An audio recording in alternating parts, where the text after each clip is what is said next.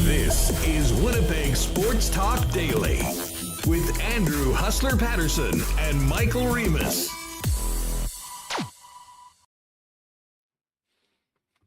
Hey, what's going on, everybody? And welcome to a packed edition of Winnipeg Sports Talk Daily coming out of the long weekend. Hope you all had a great few days with friends and family. And now we're going into a huge week for the Winnipeg Jets and certainly Winnipeg sports. Listen, we're going to be all over the hiring of Rick Bowness today. If you tuned in earlier today, we did have the press conference on the channel. You can go back and review that. We'll certainly hear from Rick Bowness and more coming up over the course of the next little bit. It is a Bomber game day as well. Of course, the Bombers taking on old pal Andrew Harris tonight in Toronto. And what a perfect day to have Joe Pascucci jump on. We'll have Scooch in the second hour of the program. Certainly get his thoughts and memories of Rick Bowness in his first run here in Winnipeg, both as a player and as an assistant coach and then a head coach taking over for the fired Dan Maloney, and his thoughts on the return of Rick Bowness, who, of course, just finished the better part of 3 seasons as the head coach of the Dallas Stars, taking them to the Stanley Cup final against the Tampa Bay Lightning in 2020. In addition to Scooch, where we'll talk Bombers and Rick Bowness, we'll focus in on the Winnipeg Jets, what this means for the club going forward, and of course, hearing from both Kevin Cheveldayoff and Rick Bowness with some clips from earlier today.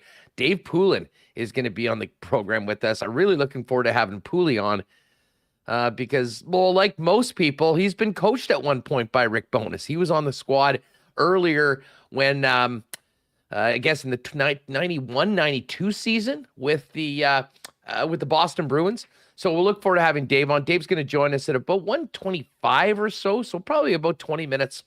And we'll get to those clips first with Rick Bowness and Kevin Cheveldayoff and Jeff Hamilton of the Free Press as well. And again, normally we might spend a little bit more time on Bomber talk, but today we'll save that for later on because, of course, the huge story today is the hiring of Rick Bowness as the third head coach in Jets 2.0 history. Let's get Remis in here to kick off the program. Remo, first things first, how was your weekend? You got away a little bit. Of course, we knew this news was going to happen on Friday on a holiday day. And I know you were out in the Interlake. I was out in Riding Mountain and barely had cell service. But what a swerve it was from the Winnipeg Jets. I mean, we had heard Rick Tocchet was the guy that, potentially was going to be the new head coach. And it was a Rick, but it wasn't Rick Tocchet. It was Rick Bowness coming over from the Dallas Stars. Yeah, I was all fired up for Rick Tocchet. I was ready. That was the big conversation at my hockey game on Thursday night. Okay, Rick Tocchet, he was good on TNT, coached the Coyotes. I had a video all ready to go. It was doing amazing on Friday morning on our YouTube channel. You and Ken talking about Rick Tocchet, what qualities he brings. I get to my destination, and I see that it's actually Rick Bowness is the head coach. And I was like, oh, come on. And I had to, use the slowest Wi-Fi in history to, post a graphic. I couldn't even load images. This Wi-Fi was so slow. So if I was in Winnipeg, not doing anything, yeah, probably we could have done something. But we were both out of town. You had to phone me because you couldn't text. And come on, Manitoba, let's get this sorted out. Let's get some quality high-speed internet in the Interlake area. You were in the Dauphin area. There's no cell coverage. What year are we in here? Come on. So I know people wanted us to go live. I felt really bad, but we had said for a long time, we were going to be taking July 1st off for Canada Day. And to be honest, those were all reports. And I mean, listen, we'd also had reports that Rick Tocchet was offered the job, and apparently that hasn't been true. So, you know what? Listen, we'll let the big J's do their journalism. We'll let the insiders do their insidering. And we'll talk about it and react to it here on Winnipeg Sports Talk, because that's what we do here. And I didn't want to, listen, it gets very dangerous, and we've seen this, frankly, through the last few months of, people maybe being a little bit aggressive or a little bit too quick on certain reports. And then also people in other spaces of the internet just doing whatever they can to get attention and get clicks. And frankly, we don't want to be that. So we've got a great lineup of guests. We're going to be kicking this around all day today, as well as looking ahead to what's a massive week at general managers meetings in Montreal on Wednesday. And then, of course, round 1 of the NHL draft on Thursday, round 2 through 7 of the NHL draft on Friday. So while this is a very busy day for us coming out of the weekend, it's not going to stop. And make sure to join us daily here from 1 to 3 if you're watching us live on YouTube, or when you're finished work, catch the podcast or the YouTube replay. And for anyone that's new here that popped over today, whether it be for the press conference or just finding the channel now, we are Winnipeg Sports Talk. We're here every single day, Monday to Friday, 1 o'clock p.m. Make sure you hit that red subscribe button and be with us on the reg. Speaking of great support, Remo, I just have to quickly give a shout out. As I mentioned last weekend, was going out with a friend and taking in a couple days at Country Fest, spent some time, Golf Clear Lake, course is in beautiful shape. It didn't take me 2 minutes from being there till I found out that the gentleman that was the starter at Clear Lake was a regular Winnipeg Sports Talk listener. And I have to tell you, the response I got from folks in and around Country Fest, both people from Winnipeg, but a ton of people from the western part of the province, was unreal. So I just wanted to give a big shout out to everyone that stopped by and said hi.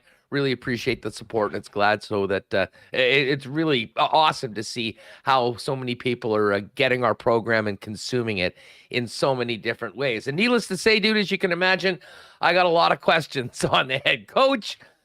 And I'll say this right now, and I mean, I'm looking forward to talking to Jeff about this, and this will be a topic that, we'll get to throughout.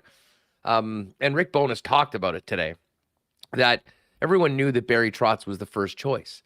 I will admit, when I heard the news on Friday afternoon that the Jets were hiring Rick Bowness, and especially when I heard that the contract was a 2-year deal, in some ways, this is, I think, a transitional period for the Winnipeg Jets. We've talked a lot about the contracts that are on the books for the next 2 years. I think it's very realistic to think that this team will look incredibly different in 2 seasons. And that could also include the head coach. I'm not going to get to, and I mean, we really won't know, whether Rick Bowness in some ways, there was a lot of people asking me, is he's a placeholder for Barry Trotz?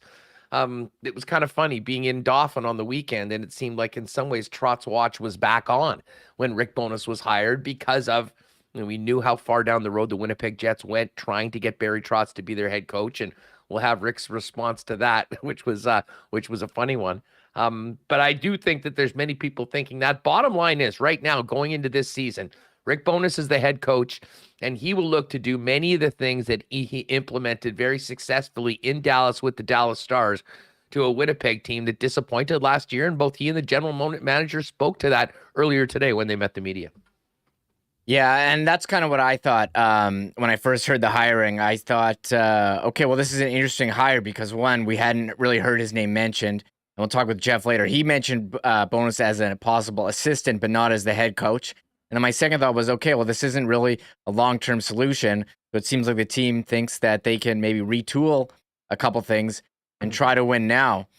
And you look at the roster, the way it is, I mean, you probably would like to move some of salary off your defense towards forward. Elliot Friedman reported today, we'll get to it later, conversations being had about Brendan Dillon and also Blake Wheeler, mentioned with him, maybe the team's working with him on moving on. But Rick Bowness coming in, bringing the team that kind of defensive structure that Dallas was known for so well. And we saw it here all last season. I mean, the Jets' record against Dallas in these close games that went to overtime was not great. So you hope that he can come here and do the same thing. Now, when I come, when you listen to the press conference and he says, I want to be hard to play against, I'm having flashbacks of Dave Lowry saying the same thing last year. Now, every coach is going to say that. Yeah, there's no coach that says, I'm kind of thinking we want to be easy to play against. Yeah. That's sort of the way we're going to go on this. But we'll have to see. I mean, he's had a history of success. He's known as a communicator. So I'm kind of thinking this, like, is this Barry Trotz light? This is what they're going for. But I think there are a lot of questions being raised with the two-year term and hiring a 67-year-old head coach. Well, I'll say this, just from a personal standpoint, I mean, how do you not like Rick Bowness as a guy? I mean, he is engaging, he is charming, and from the sounds of it, I mean, that really resonates with players, and I think that's very important as well. He spoke about how different it is coaching right now as opposed to what it was 2 and 3 decades ago, and I think that's going to be very important. But at the same time, the fact that, he has the experience, he has worked with so many different players, he's seen so many different situations, both as an assistant, an associate, and a head coach. I think he certainly has the basis of experience to work on, a situation here in Winnipeg that I don't think is, listen, this is not a 1 in a million scene. I mean, this has happened to a number of teams over the course of a long time, and you sometimes need to bring a guy in that can really connect and resonate with this team. We'll see whether that happens. But I'll say this for anyone that thinks that, and I know there's a couple comments in chat that, this is signifying that the Jets are going to be, in tank mode. I mean, it's the exact opposite. I think that, both Cheveldayoff, and you heard it today, feels that, the talent is there. And, much like Rick Bowness did with the Dallas Stars after Jim Montgomery had to leave, taking that team to a Stanley Cup final against the Tampa Bay Lightning just a couple years ago.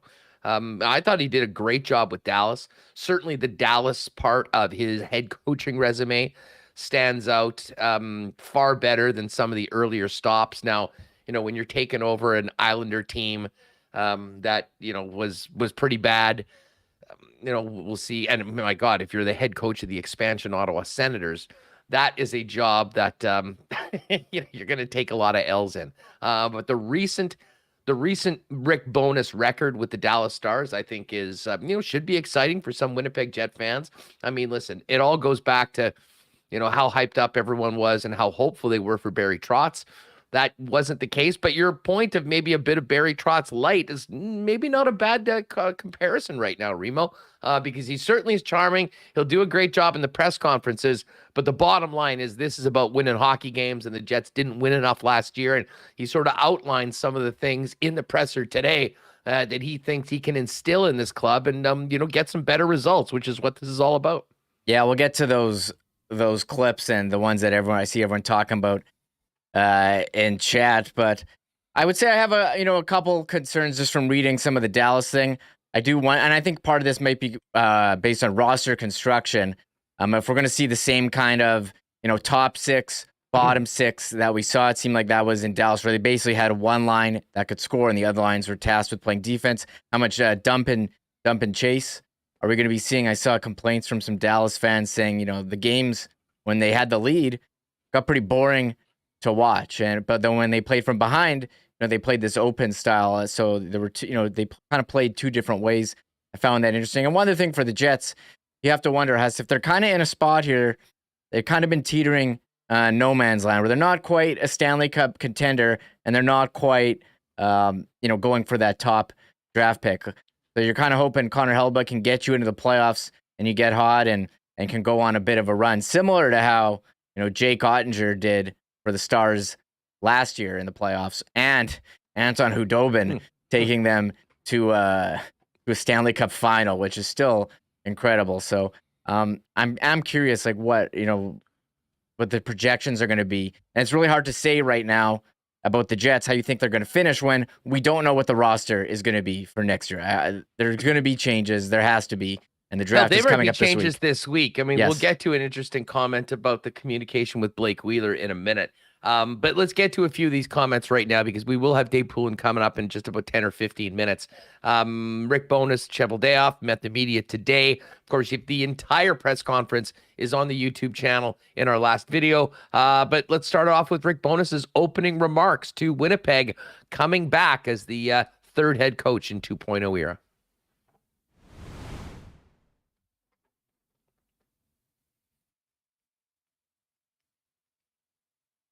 And Rick's experience, his knowledge, his character, what he has done in the game and what he is going to do for our organization is what makes it a very exciting day for me. So officially thank him and welcome him and turn it over to him. Thanks very much. Nice to see some friendly, familiar faces here. And listen, it's a great honor for me to sit here today as the newest member of the Winnipeg Jet True North family, and I certainly want to thank Chevy and Mark for giving me this opportunity. From a coaching perspective, very excited about this opportunity. This is a really good hockey club, and for whatever reason, it lost its way last year. And myself and the coaching staff, when we get it all together, we're going to work very closely with ownership, management, and everyone associated with this organization, and we're going to get it back on the right track, and we're going to get this team back in the playoffs. But again, very excited to be part of this family, very excited about the future of this team, and very excited to get back to work on the ice in September and working with these guys. Rick Bowness, his opening remarks, and of course, a big part of the questions of the assembled media was how they got to the finish line with Rick Bowness. Here's Kevin Cheveldayoff on what led them to Rick.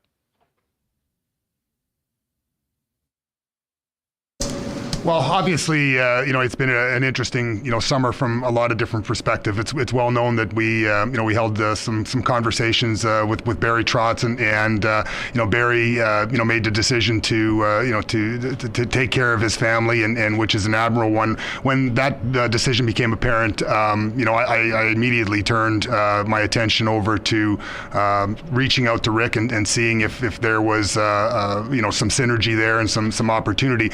I didn't want to initially go through the process knowing that Barry was potentially there and have Rick hanging. I didn't want him to lose any other opportunities that might have been there at that time. But it became very apparent from the very first conversation that we had that the job intrigued him, the opportunity intrigued him. Certainly there was some synergies with us having him play against us so many times, knowing our players, knowing our team. It was an easy kind of conversation with respect to where we're at, what we need to do, what adjustments and thoughts and systems and beliefs that that Rick had, and there was a real synergy right there with me, that it was going to be a good choice. There's Kevin Cheveldayoff on what led the Winnipeg Jets to hiring Rick Bowness as their third head coach in 2.0 history. Listen, and we'll get to Bowness's comments on the end of last season, his thought process before picking the next job. But it was reported that Rick Bowness was a potential candidate for the coaching staff, but not necessarily the head coaching job earlier in the process when, of course, the Jets were hot and heavy for Barry Trotz. He did speak in the press conference on his process over the course of this summer and if he had other calls from other NHL teams about employment this season.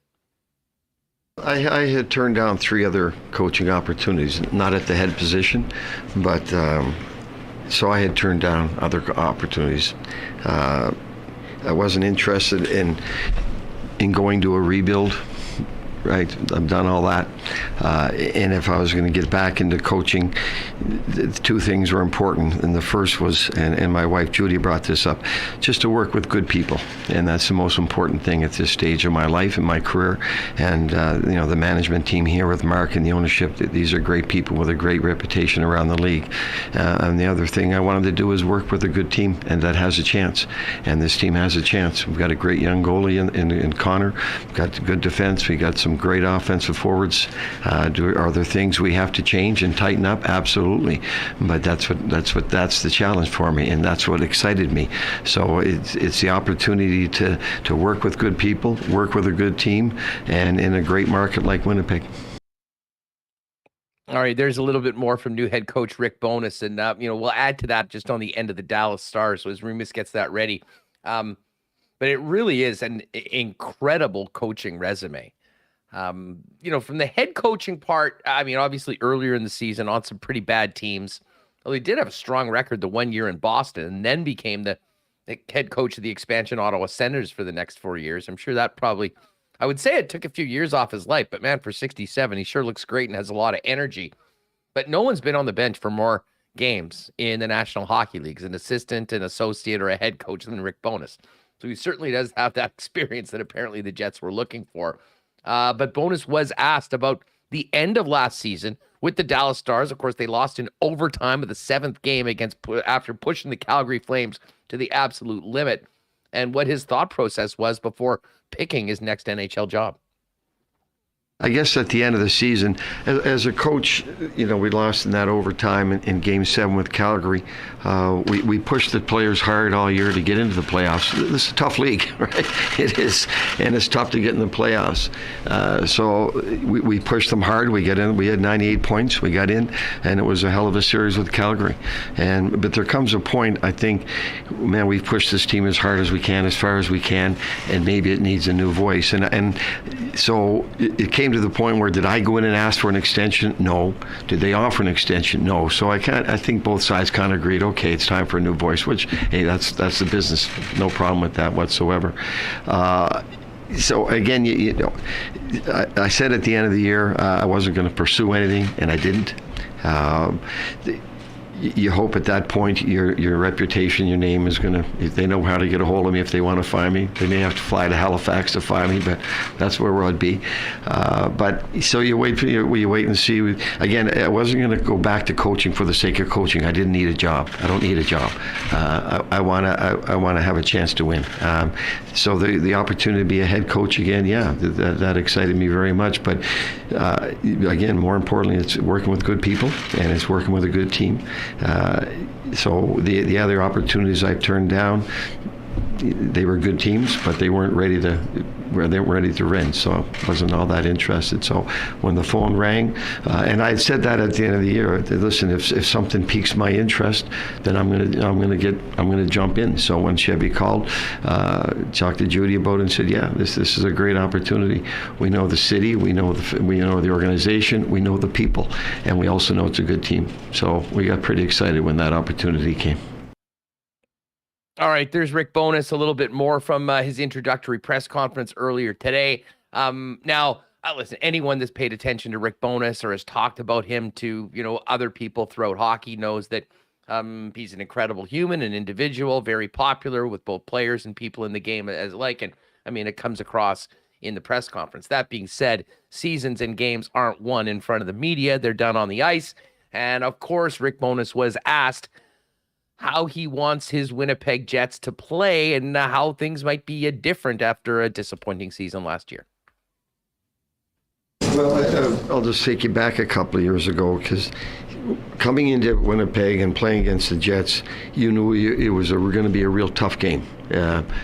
Physically, they were structured, the offense, they were a really, really good team.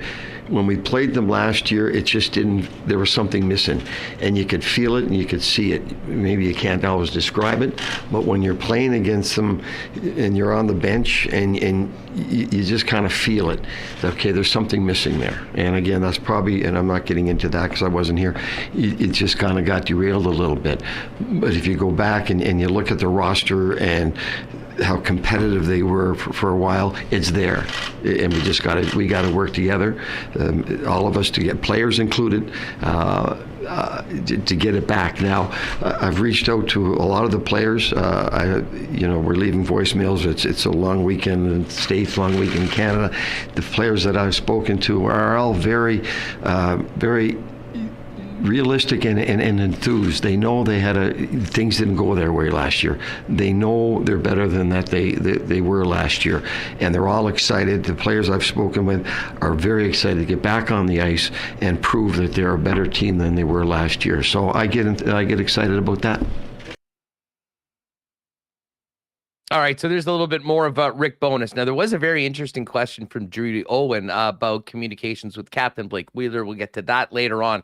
And a few more clips. Jeff Hamilton still to come, and Joe Pascucci. Dave Poulin's on deck. Before we do that, hey, we've got a great offer for Winnipeg Sports Talk listeners from our friends over at Wallace & Wallace, who I think are actually on the way after the show to help Remo out with an issue for his garage door.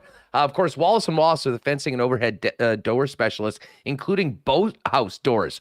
Yeah, Wallace & Wallace installs and services boathouse doors. In fact, if you're on the lake and a boathouse catches your eye, chances are it is one of theirs. You can choose between steel or aluminum, polycarbonate or glass panels, and a design that's perfect for your little piece of paradise.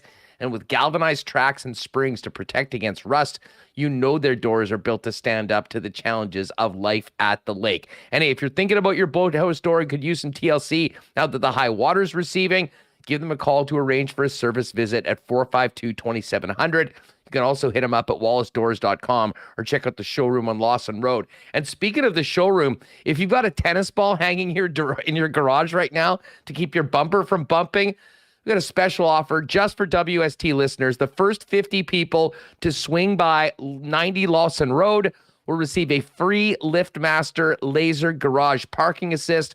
Just come on down, ask for Haley or one of the gang, and tell them Huss and Remo sent you from Winnipeg Sports Talk. First 50 people this week to head on down there will get a free LiftMaster laser garage parking assist. Again, they are at 90 Lawson Road. You can also check them online at Wallace Fences and wallacedoors.com. Well, no one was dressing up formal this weekend, but we know I guess maybe there was a few weddings, but there's going to be many more. Every guy needs at least one suit that fits and looks great. And our boys at F Apparel have been the leaders in custom men's suit at great prices in Winnipeg for years. $400, you can get into a custom-made suit, which will last you for a long time. Not to mention, great collection of chinos, golf pants, accessories, ties, shirts, shoes, and more. It's all there at F Apparel. Hit them up online at fepapparel.com or at 190 Smith Street downtown. And of course, Vita Health. We had that great weekend out at Vita Health for their block party, but they're back in the summer. Planning on doing some entertaining, you need some great options, non-alcoholic options. They've got the sober bartender line and so much more. Not to mention incredible stuff for the barbecue, including bison burgers and lean bison steaks. Vita Health stocked with Winnipeg's best selection of local, organic, natural groceries, supplements, and beauty products, all at great prices. 7 Winnipeg locations, including the newest store in Linden Ridge. And check out their fully shoppable website online at myvita.ca. And with Poulin coming in, he always gets jealous when we talk about Aikens Lake. I was just checking the feed on the weekend. Century clubs out the yin yang, master anglers and more. We're going to get there in about a month. I cannot wait. But if you're thinking about a world-class fishing experience here in Manitoba where you can be on the lake in about 2 hours from the city of Winnipeg, check out Aikens Lake. Some limited availability list this year, already planning for next year. Check them out online at aikenslake.com or on social media at Aikens Lake. All right, what a perfect day to have Dave Poulin join us. Because with all the excitement about this week, with the expansion draft or the entry draft, as well as the GM meetings, we wanted to get to that. But of course, we got a new head coach in town, and let's bring in NHL analyst for TSN and our great friend Dave Poulin. Poulin, first up, how was your Canada Day long weekend? Canada Day was really good. I celebrate both the 1st and the 4th. I feel I have that license because I lived in both countries and have both passports. So celebrating a little bit with my daughters today, who are all down in the States and going through that. But good long weekend, a lot of golf involved. Got back into that cycle after not playing very much this spring at all. There was actually dust on my clubs when I arrived at the course. Never a good thing, but I dusted them off and got them going. And then I arrived back, and good news for the Jets, and you hired a great man in Rick Bowness. Well, let's get to this. I'll be honest, it caught a lot of people off guard. I mean, we sort of rely on many of the insiders and the journalists that are following this. And I mean, Rick Bowness was named earlier on in the process, a guy that could be part of a coaching staff. And I think that was when we were spending a lot of time talking about Barry Trotz, but wasn't a guy that was really rumored to be in that final mix. And then on Friday, the Jets sort of dropped the ball, and we got a bit of a swerve that it was Rick Bowness. I mean, first off, you know Rick well. I believe he played for him for a little bit in Boston in one of his first trips around as a head coach. Tell us about the man that the Winnipeg Jets are getting and how you see a fit from a team that disappointed last year to a guy that certainly, as far as his head coaching career, has come off probably his best work with the Dallas Stars. Well, you know he's coached a long time because he coached me. So that starts as number one. And he had been a short-time head coach before that, but he took over from Mike Milbury in Boston. And it was a unique situation, Andrew, because Mike Milbury was only going to coach 2 years. And he was GM and coach in Maine with the Portland team in the American Hockey League, and his deal with Harry Sinden was he would coach for 2 years as the head coach. Well, he comes in, we go to the finals the first year and the conference finals the second year, and then he steps down. So Rick Bowness, as a new coach, inherited a very good hockey club and had a terrific year. And it was a year in which there were a lot of injuries, and we got to the conference finals. We lost to Pittsburgh in the Final Four to Mario's, that would have been his second cup year. And we swept the Montreal Canadiens for the first time in the history of those two organizations without Cam Neely and Ray Bourque. And when you were dealing at that time with a second line that was, I think it was Super Dave Reed, myself, and Peter Duras. So there was an awful lot of coaching going on from Rick Bowness. And just did a great job. And at the end of the year, to our shock and dismay, was let go by the Bruins because Brian Sutter was available, and Harry Sinden felt that Brian Sutter was the perfect coach for the Boston Bruins. He had been relieved of his duties in St. Louis 1 year, I think, post winning the Jack Adams. And so it was a really tough situation for Rick. And he bounced back and was the head coach the very first year for the Ottawa Senators. But I had a really enjoyable year with him.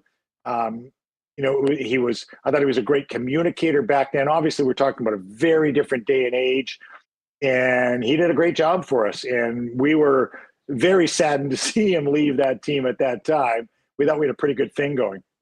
He seems to be somewhat, I mean, he's a very personable individual. I mean, anyone that wasn't familiar with Rick, I think probably got a good vibe of what he is all about and the person that he is in the introductory press conference. But from a player standpoint, what was he like? How did he interact with the guys? How would you, I mean, you can describe coaches in a lot of ways. I mean, how would you describe Rick Bowness from your experiences playing for him? My experience was a very good communicator. I was a veteran on that team. And once again, I talked about the success of that team. And we weren't, I don't know, we didn't have a lot of really high-end players, but the ones we did have included the names of Bourque and Neely, and Adam Oates would have been on that team as well. And so we had some high-end guys, and then we had a lot of just guys. And I think he managed the group very well. We had the veteran goaltenders in Reggie Lemelin and Andy Moog, and he just managed the situation really well. He knew he was taking over a tough situation and a good situation because we were used to winning, and we didn't disappoint on that front. I mean, to play in 10 playoff rounds in 3 years, and those being the last 3 rounds, is pretty strong. And, I remember him as a communicator, and I like, if I just look back at the last 9-ish years, and he's been in Tampa and for 5 and Dallas for 4 or somewhere in that mix. And I look at the type of players and personalities that he's dealt with in that time. And that's my reference point right now as I look at him, not with the team back then and the guys we had, the key guys, the ability to communicate with those key guys, but look at that same group in Tampa that he would have been a great conduit, for John Cooper with the Kucherovs and Stamkos and Hedman and Vasilevsky group. And then, of course, in Dallas, the run, I'd say a rather unexpected run to the Stanley Cup Finals that he had in the bubble year with Tyler Seguin and Jamie Benn leading that way. So that's what I want, is his experience, both long-term but also short-term with high-end superstars. Well, and I think the experience in Dallas is probably the most pertinent to today's National Hockey League. And of course, I mean, the Winnipeg Jets and Dallas Stars go at it all season long. So, I mean, the Winnipeg Jets are quite aware, as are most Jet fans, of the way that the Dallas Stars played over the last few years. And, talent-wise, they had diminishing assets in Ben and Seguin, who sort of were that team. And we saw a real transition over last season to Jason Robertson and Rupi Hintz being the guys that were out there in that key time. How important do you think that experience with what Rick was able to do with sort of the succession plan, if you will, in Dallas, how much does that relate to this situation in Winnipeg right now going into next season, Dave? Very much so. I mean, I think you've got some defensemen who are champing at the bit to get in Billy Hanola and Dylan Sandberg, but up front you've got Cole Perfetti, you've got some young guys, and then you've also got a young core, and you think of them as being a little bit older, but they're still in the mix, the Kyle Connors and that group of high-end kids, and dealing with Miro Heiskanen and you mentioned Robertson and Hintz. but you have to have the mix of the two. It has to be the ability to communicate both with the next group that's coming and be able to work them in and immerse them into. And we watched Jason Robertson's a great example because that wasn't an overly heralded prospect or that high a pedigree coming in, second round pick, but he really stomped in. And that's what you'd love to see that with a Cole Perfetti this year, impose himself. And as we've witnessed with Rick, if you do get the opportunity, you're going to get the opportunity. And that's always healthy and always good with a lineup. Dave, a 2-year deal. And I mean, listen, we knew how in on Barry Trotz the Winnipeg Jets were. They were willing to be patient, and it didn't end up with him coming back to coaching. There was a lot of people. It's funny. I was out in the Dauphin area over the course of the weekend. So let's just say the Trotz watch was still going on, especially after this news. And many people speculated that maybe Rick was some sort of a placeholder, either to get Barry back. But the more you look at it, with the 2-year deal and 2 years left on Scheifele's deal and Connor Hellebuck's deal and Pierre-Luc Dubois' deal, what do you make of the arrangement of, an older coach on just a 2-year term with where the Winnipeg Jets are right now as a team contract-wise for the next 2 seasons, and then what might be there beyond? I'm very fine with that, actually. And Rick has a number attached to his age. I think he's much younger than that in my mind. I think that's a number. And I think he is used to being around that group and that age group. And I don't think that's a factor at all. I really don't. I believe there's a club option for the 3rd year. But if you look at the recent spate of signings, a lot of them were 3-year deals. And this is what this is with the club option for the 3rd year. So, and I think that's common sense on both sides. It shows the confidence of the coach, but it also shows, that the day of like 6 and 7 year deals for coaches, it doesn't make a lot of sense. And it doesn't make a lot of sense for the coach as well, in my mind. And I think that fits what this situation is. Now, Dave, so much of the post end of season talk around here circled around, the guys that had really been the culture carriers for a number of years, and Mark Scheifele and Blake Wheeler. There's plenty of discussions that both team and player might be looking for a change of scenery for the captain. Sounds like it's a little different with Mark Scheifele, and certainly for many, myself included, the thought by the way that he played, or maybe the lack of buy-in to Dave Lowry's system and what he had to say at the end of the season, the writing was on the wall that maybe Mark Scheifele would be elsewhere. Certainly doesn't sound that way right now from what we're hearing around the team and what they've said today.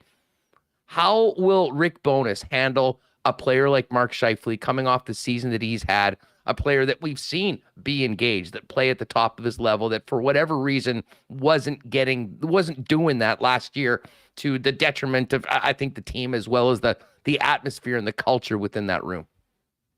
I would fully expect those would have been the first phone calls, and it would have been to those two guys. In my guess, and I'm sure on a long weekend, it's hard to get a hold of guys, or, some guys are tucking the phones away for the weekend. But my guess is the initial conversations will be with those two. And the perspective is, look, I game planned against you. You were at the top of the whiteboard in my locker room when I was in Dallas.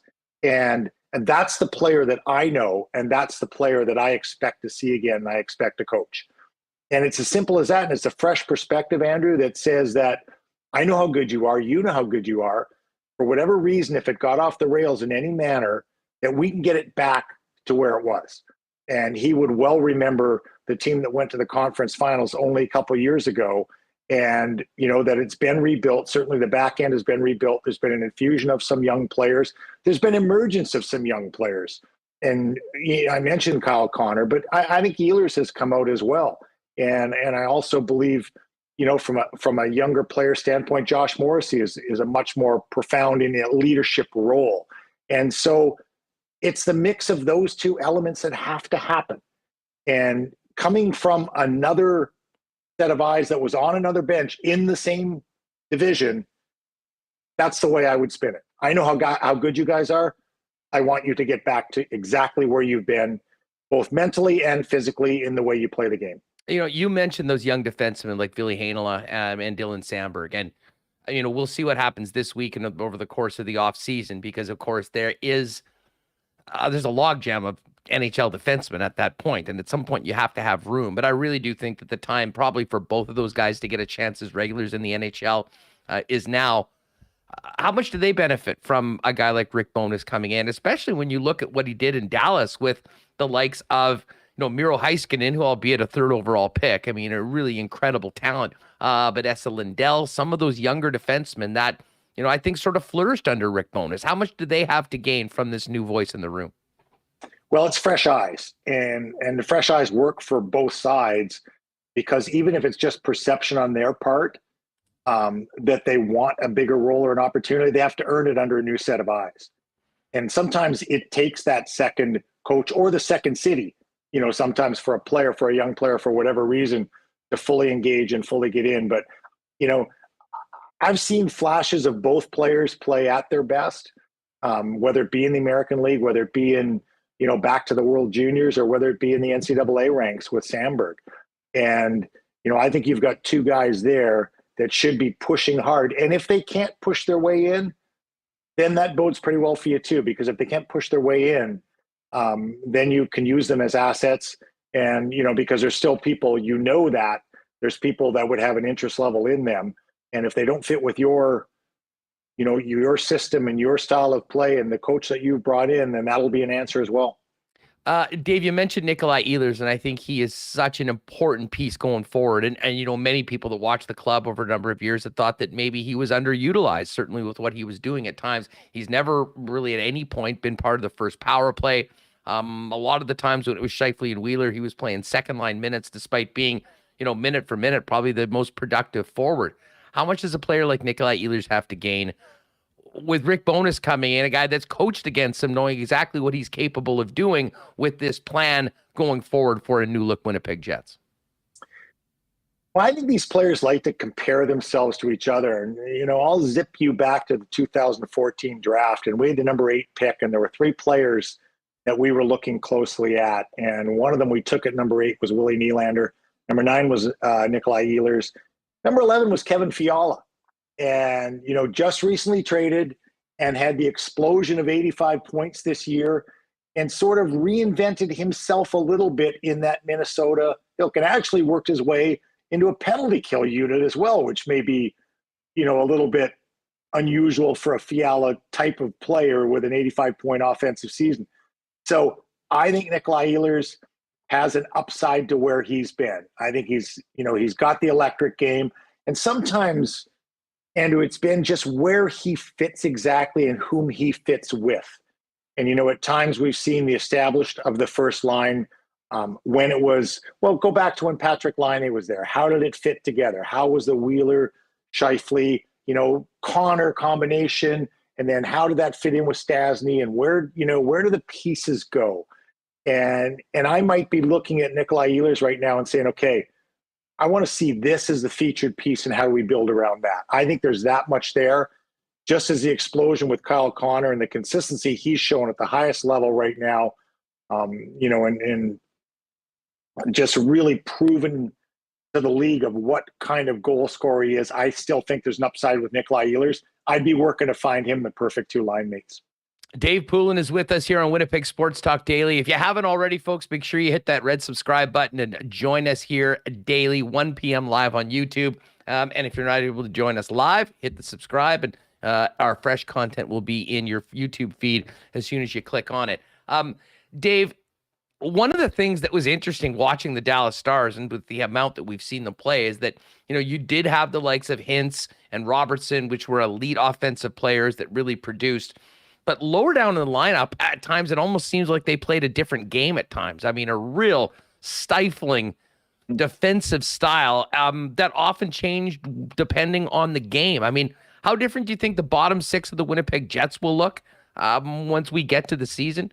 And, from some of the things that really were the issues for the Winnipeg Jets last year, which was defensive play, how impactful do you think that new voice and the experience of Rick Bowness can be right when they dropped the puck in October? Let's start with the playoff series they played against the Calgary Flames. And, Ottinger was terrific in net. The young goaltender was outstanding. And I think it's, certainly well known that, You have a pretty good goaltender in Winnipeg and Connor Hellebuck. And so you start in net and say, okay, you've got world-class goaltending, which he was used to, which he got last year from Ottinger, particularly down the stretch in the playoff run, and then build around that and in front of that.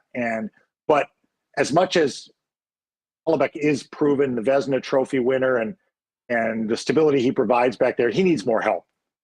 And he needs, from a shot standpoint, from a slot shot standpoint, from all the different aspects of offense that they look at now and where the chances are coming from, rush chances, cycle chances, or whatever that may be.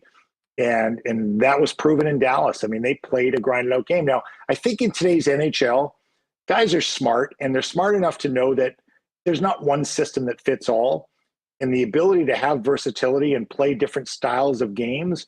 And if you look at the teams that were still playing as of last week in Tampa and Colorado, they can play different styles of hockey. And you have to have the offensive weapons, but you have to convince those guys. I mean, the parade of shot blocking we saw from both sides, the impressive parade of shot blocking, that's the kind of commitment that's necessary to win at the highest level. And so the versatility in the game is something that I think is there with the makeup of the Winnipeg lineup, but the demands have to be there amongst each other. And I'm saying that one guy looking at the other guy next to him in the locker room to be willing to do the defensive side of things, as the two teams that I mentioned that were playing last week were willing to do. Dave Poulin's with us. Pouli, one other thing I wanted to ask you about, and again, this is probably more like the relationships and interpersonal, but it was pretty clear that over the course of this last season and really dating back a few years, there's a lot of times where it didn't seem like the Winnipeg Jets were having a lot of fun. And I'm not sure. I think a big part of that was probably due to some of the things that were happening internally. Some guys weren't too pleased, probably the reaction. And part of this is definitely going to be on the general manager to get the right mix of players. But you just see the positivity that Rick Bowness exudes, the sort of guy that he is. Can Rick Bowness get into training camp and change an atmosphere by his presence and make it fun to come to the rink again and fun to be a Winnipeg Jet? Because I have to admit, I think that was a big part of, the fact that this team didn't really play like a team at times. They weren't one. Well, it's up to the locker room, and it really is. He can set the tone. His assistants will set the tone. We're hearing one name of another person that I know and played with, and Scotty Arneal, whether he ends up being part of the crew or not. Yeah, he's by the way, he's been confirmed as the associate head coach.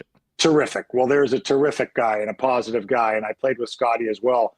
And, he's had a nice experience set as well, most recently with the Rangers in Washington, and, two really good hockey clubs. And that's the experience that you bring. It used to be, I think, Andrew, that it was expected that the head coach would be a little more aloof and that it would be up to the assistant to communicate. I think that's passed. I think it's passed. I think the demands on the head coach now to be able to have that 3-minute chat on that skate around the rink at the start of practice, this next age group of players expects that level of communication from the head coach as well. And so 2 more coaches to be added. I'm sure that'll come into consideration, but the 2 you have there, in terms of their positive attitudes and the way they look at things, certainly that'll start it, but it's up to the locker room. It is absolutely up to the locker room, and it's up to the challenge that's going on amongst each other. And I say that in a very healthy way. I'm not saying it in a negative manner at all, but you've realized what has been going on didn't work. And if I'm in that locker room, I want to change that. I want to be part of that change. And I want to show that I'm capable of more than was achieved last year. And even with, whatever changes are made, and be they major or minor, that team was capable of more as everybody thought it was. It's up to the individuals to prove that. Dave, I want to quickly ask you about Arnie and Scott Arneal is someone that, I know quite well from time with the Moose. He did a great job, took them to the Calder Cup finals and, had, a year and a half in Columbus, didn't go well, and has now been an assistant coach for a couple pretty significant, successful coaches over the years. Now, to a part of the fan base, he, got a really bad rap, I think, because everyone just thought that True North was just taking guys that they know. And he certainly, from being a Jet, so tight with Dale Howardchuk, a big part of this team, but he's got a pretty damn good coaching resume. For folks that are unsure about Scott Arniel, what should they know about what he brings to this organization, the experience he has as a coach, and why do you think he'll be a benefit to this team to have on the staff? Well, similar to when I talked about Rick and his experience, Scotty has the experiences that you've discussed over the last 8 to 10 years. I like having a guy on the staff who's been a head coach. I like having a guy who's sat in the big seat and have to make the decisions. And I think when you see, and he's done it at the American League level, but he's also done it at the National League level. He's been an associate head coach, which is an added responsibility that he's absorbed and handled. And he's been with different organizations. He hasn't just been one, but he does know Winnipeg. And I think that does help. I really do. And I believe his experience with the Moose, with the Jets as a player, iteration 1 as a player and back, as a coach now, I think is all very helpful. It's the variety of experience that he brings, the variety of winning with those teams, the various teams that he brings, the personalities he's had to deal with, because you look at the locker rooms on both sides in the most recent experiences with both Washington and New York, and there's some big personalities in those locker rooms that had to be dealt with and had to be managed, and he brings all that to the table. Dave, this has been awesome. Now they've got a coach and a coaching staff, and probably there'll be another 1 or 2 individuals added to that. This is a huge week. You got the draft, you got the GM meetings. How busy do you think Chevy's going to be over the next few days? Do you think the Winnipeg Jets roster will look significantly different in a week? I don't know about significantly. I think he's open to making change. I think he should be open to making change. And I think there could be a lot of movement, because I think there's enough guys that are willing to make change mixed in with a bunch of guys who have to make change. There's teams with cap considerations. There's teams that are going to have to make changes. We just watched a significant one in Tampa with Ryan McDonough out and Grant Mismash, who's an interesting guy. And I know you're very familiar with the North Dakota program there because you've had players in it, but, and it's just south of your border. That's going to be an interesting pickup for them. And I think that Myers still has potential to be an addition to that lineup. So we'll see what happens with that. But that's the kind of willingness we're seeing already. The move of Fiala, the move of McDonough, there's been major moves made. The other aspect you can't underestimate is physically all the guys are together again. And that hasn't happened in a couple of years. And face-to-face, in the machinations of what's going to happen in Montreal over the next 6 or 7 days, I think a lot could go on. Poulin, thanks so much. A happy 4th to you. Get back out to the grill and enjoy the rest of the day and enjoy what should be a great week of a lot of off-season excitement in the National Hockey League. Appreciate your time. Thanks, Andrew. Enjoy the next couple of weeks with both the draft and free agency. You got it. There it is. TSN's Dave Poulin with us on Winnipeg Sports Talk Daily. We're staying with the Jets and the hire Rick Bowness. Jeff Hamilton coming up in just a second. Thanks to Dave, as always. Hey, I do want to thank our friends at Culligan Water for their great support of Winnipeg Sports Talk. Locally owned and celebrating 65 years in business last year. They are the go-to folks for all things water, softeners, filters, bottled water coolers, whole home systems, drinking water systems, and citywide water delivery services, as well as commercial and industrial water products and solutions. Whether you need for the home, the cottage, or your business, Culligan's got you covered. They're at 1200 Sargent Avenue, 694-5180, or hit them up online at drinkculligan.com. A big weekend in the rearview mirror, but a couple beautiful months of summer coming up. And if you want to make the most of your weekends, whether you're working on a boat, a sea-doo, a golf cart to rip you around campgrounds, maybe a hot rod, Manitoba Battery has you, whatever you need battery-wise. You'll be saving time and money over the big box stores. And speaking of time, if you don't want to if you don't want to get too much time of your weekend taken out, you, of course, can take advantage of their extended hours up until 8 p.m. Monday to Friday right now for spring and summer at Manitoba Battery. They're at 1026 Logan Avenue, 783-8787, or check them out online at manitobabattery.com. Well, lots of excitement about the upcoming draft. We'll see who the Winnipeg Jets select. And if you want to be getting maybe one of the first individuals to grab a jersey of the newest Jet property, Royal Sports is the spot. Hey, they're the best spot for Winnipeg Jets merchandise, Bomber merchandise, NFL, NBA, Major League Baseball. the world of international soccer as well. They really do have it all. And of course, while it's a great time to get outside, soccer, baseball, softball, bikes, tons of disc golf gear, tennis, and more. Make the most of summer and get on down to Royal Sports, 750 Pembina Highway. Follow them on Instagram at Royal Sports Pembina for their latest merchandise drops and information on their big sales, including their upcoming tent sales. And hey, just as we get into Hammer, great weekend. Shout out to the people at Clear Lake Golf Course. Was looking great. A couple WST fans working at the golf course as well. JT Poston with the big win. Shout out to Nielsen, who picked that one on the lock shop last week. And we move on sort of at a low time, but Scottish Open coming up. And then, of course, the Open Championship in a couple weeks. When we talk golf on WST, we do it for Breezy Bend. A great spot for you and your family. One of Winnipeg's top private courses, a long-term home with a great junior program, women's program. If you're thinking about a home for your family on the golf course, talk to Corey Johnson about getting on the waiting list for next season. And you can find out more online at breezybend.ca. All right, lots to get to with Hammer today.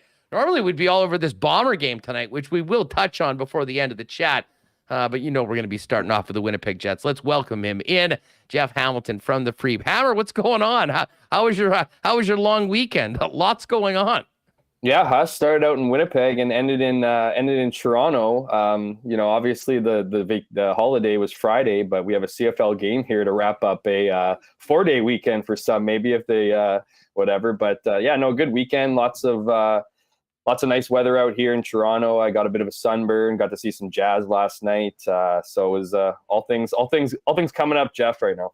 Well, let's get back to Friday because I was, of course, out in Dauphin with barely any cell reception, and Remo was in the Inner Lake. And partying with Trotz or what? Of course, that was Trotz Watch became back on the docket. To be honest with you, on Friday after the bonus hire was announced. We'll get into that in a minute. Just first off, I mean, what did you make of it? When was he back on the radar for people that were covering this closely? And what can we take? What was your takeaway from a 2-year deal for Rick Bowness at this point as the head coach of the Winnipeg Jets? Yeah, I mean, I thought, look, from what I understand, Rick Bowness was a name very, very early on. I mean, I think it was in May when I was tossing kind of names out that I was hearing. Rick Bowness was on that list. Now, mind you, I had him as an assistant coach in that I thought he was going to be part of a Barry Trotz staff. I can say that Barry Trotz was the guy that suggested Rick Bowness as a potential, assistant coach. I'm not going to say he was there, fighting for him to be the head coach after he turned down the Jets offer. But I believe that Rick Bowness was a name the Jets had for quite a bit of time. Now, I don't think that, as we heard Kevin Cheveldayoff speak today in his press conference with Rick Bowness, I don't think there was a lot of dialogue in between those two things. I do think that after Barry Trotz, ultimately turned down the Jets offer, despite them coming to an understanding of what it would take to get to get Barry Trotz here. I mean, he wanted to sit on that offer, and again, ultimately decided not to come here. And I think the reality is that I think the Jets were a little bit pooched. I mean, I'm not saying they weren't doing their due diligence, but I think they were caught in a little bit of a rock and a hard place, not wanting to give Barry Trotz all the time, seemingly in the world to make a decision, but also not wanting to do a rebuild. And I think there's a couple names out there, whether it would be a Pascal Vincent or a Scott Arniel, that would have resulted in more of a rebuild. I think they wanted to find somebody who they felt could take the roster that they have right now and continue to push. And I think that's exactly what they believe they have in Rick Bowness. I mean, we've seen, as you talked to Dave Poulin in the prior interview, what he was able to do at Dallas. I think the Jets, you could make the argument, have a better roster than the Dallas Stars. So, I think the thought here is bring Rick Bowness into the mix, see if he can resonate with the players, resonate with, the organization, because that's another thing, part of this, right? I mean, you need to be working. I mean, how many times did Rick Bowness mention that he was going to be working in lockstep with not only Kevin Cheveldayoff, but ownership? So, that was a big part of the puzzle too. And I do think that I don't know if the word convincing needs to happen, but I think it did take some pushing from people within that organization to say, look, Rick Bowness is your guy. He's the guy that I think gives you the best the best piece of the situation that you want, that you believe this team can have. And by that, I mean a team that can, again, doesn't have to be broken down or rebuild, that you could take those pieces and turn them into a playoff team this season. So as far as the 2 years, we can get into it, but I don't see it as a stopgap at all. In fact, I don't, especially for Barry Trotz, I don't think the Jets are waiting for Barry Trotz to come into the mix after a season or anything like that. As it has been reported already, there's a third kind of team option. I'm hearing kind of rumblings. I don't want to throw out any specifics. I think it could be even more than a third year. So we'll see. We'll see what happens with that. But I look at those 2 years and I see it as, you can look at contracts, whether it's to Blake Wheeler, who I don't think is going to be around. But you look at all the other contracts that are coming up kind of in those next 2 seasons. I think there's a real opportunity for Rick Bowness to make a mark with this team. And if that happens, I think you ride the momentum. I don't think it's a stopgap for a better option. Given, we'll see what happens over these next two years or 2 seasons. But I think Rick Bowness, when Kevin Cheveldayoff says that this is a new era, I don't think this is one of those things where, he's going to be here for a couple seasons and then gone, assuming, all things go to their plan. Yeah. Listen, I'm sure a lot of people, and maybe me in particular, guilty, because we spent so much time talking about Barry Trotz that the minute it was Rick Bowness, who we know is certainly towards the end of his incredible coaching career, coming on board, and then finding out it was a 2-year deal, that maybe, listen, it was natural, I think, for a lot of people to go back to the Barry Trotz question because of where he was. You've addressed that. What about the 2 years as far as, the makeup of the team? It really did seem like True North for a long time with the contracts that they signed, in particular Wheeler and Scheifele and Hellebuck, knew that these next couple years was part of that window. And I mean, there are ups and downs, especially in a market like Winnipeg. What does that tell you about, their commitment to not any sort of, there's some people to think, oh, this is going to be the tank commander. This is probably the exact opposite of that right now, I would imagine. Look, I can't predict the future. I can't tell you what the Jets are going to end up being like under Rick Bowness, but I can tell you that's not what the Jets' plan is by hiring Rick Bowness. In fact, I think they're thinking the best. Again, whether or not that plays out, only time will tell that. But I think the belief in that organization, and not just Kevin Cheveldayoff, Mark Chipman, other people who they task, scouts, personnel within that organization who they trust, have been telling them about Rick Bowness and what he brings to the table. Now, I'm not going to sit here and say Rick Bowness is an amazing coach.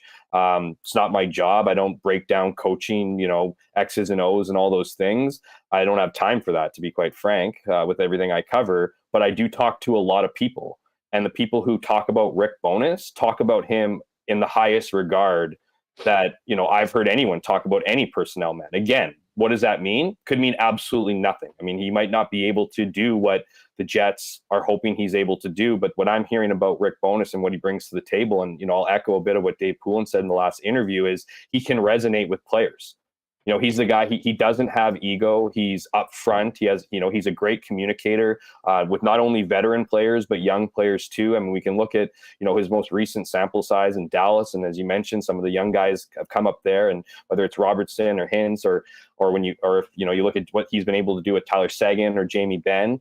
But what I'm told is really impressive with him or his, and why he's able to resonate with players, is that when he tells you something that, you're not doing well, or is trying to convince you of playing a different way, he is an absolute master when it comes down to breaking down film.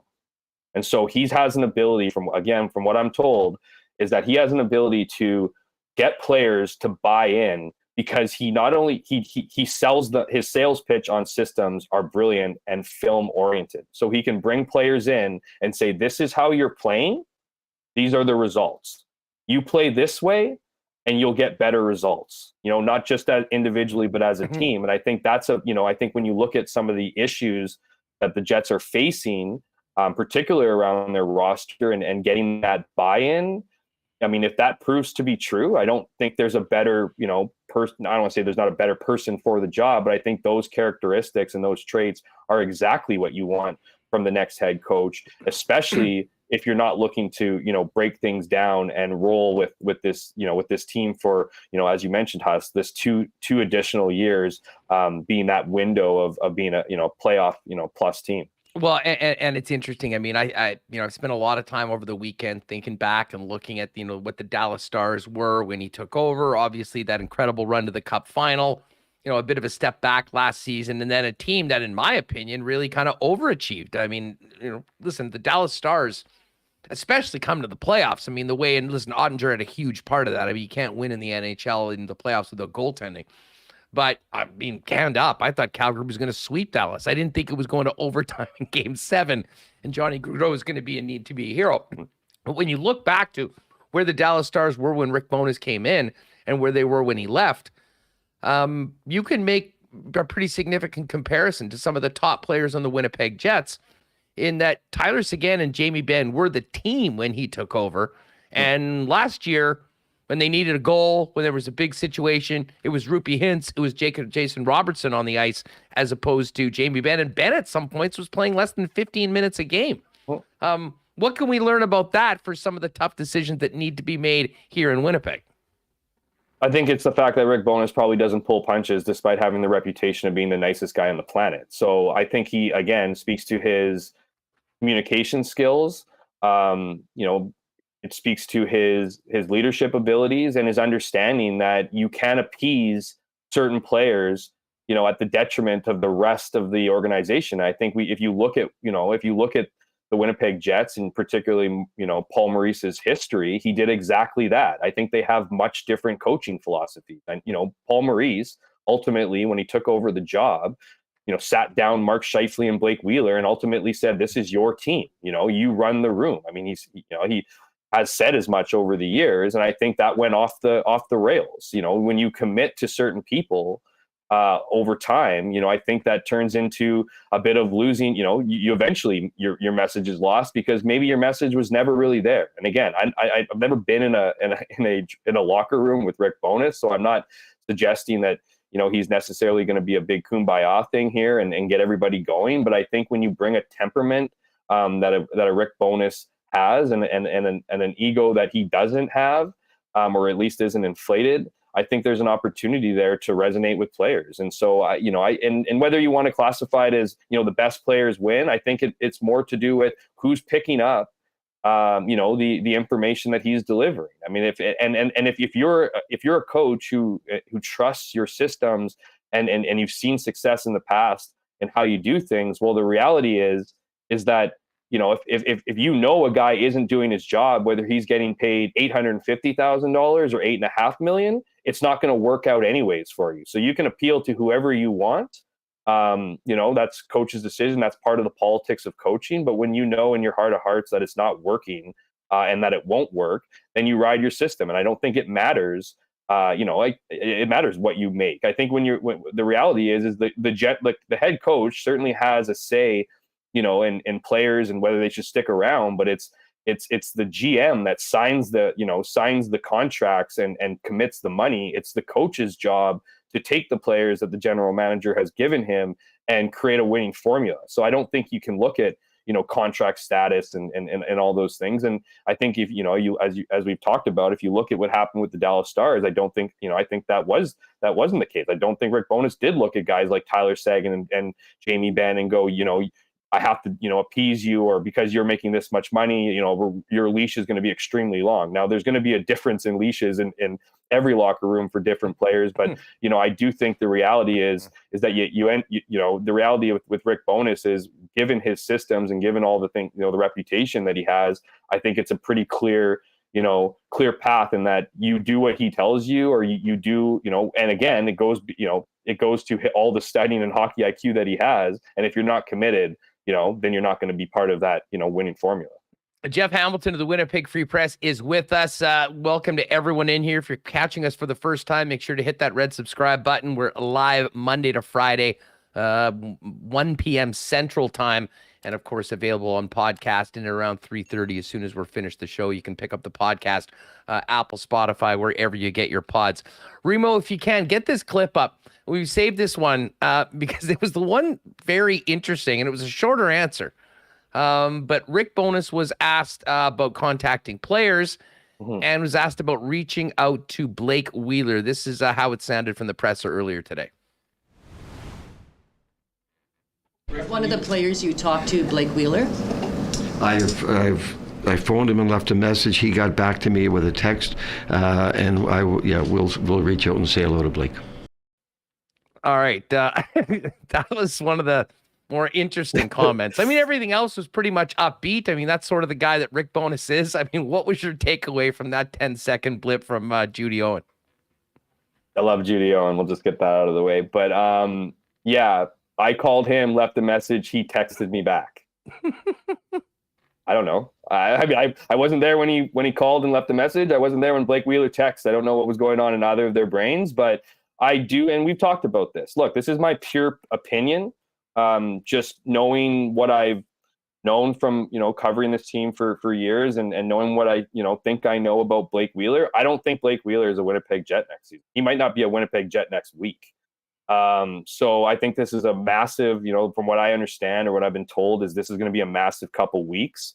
Maybe, for the Winnipeg Jets. We even heard Kevin Cheveldayoff say as much. I mean, that's not exactly a breaking comment. Of course it is. We have the draft coming up here and then free agency.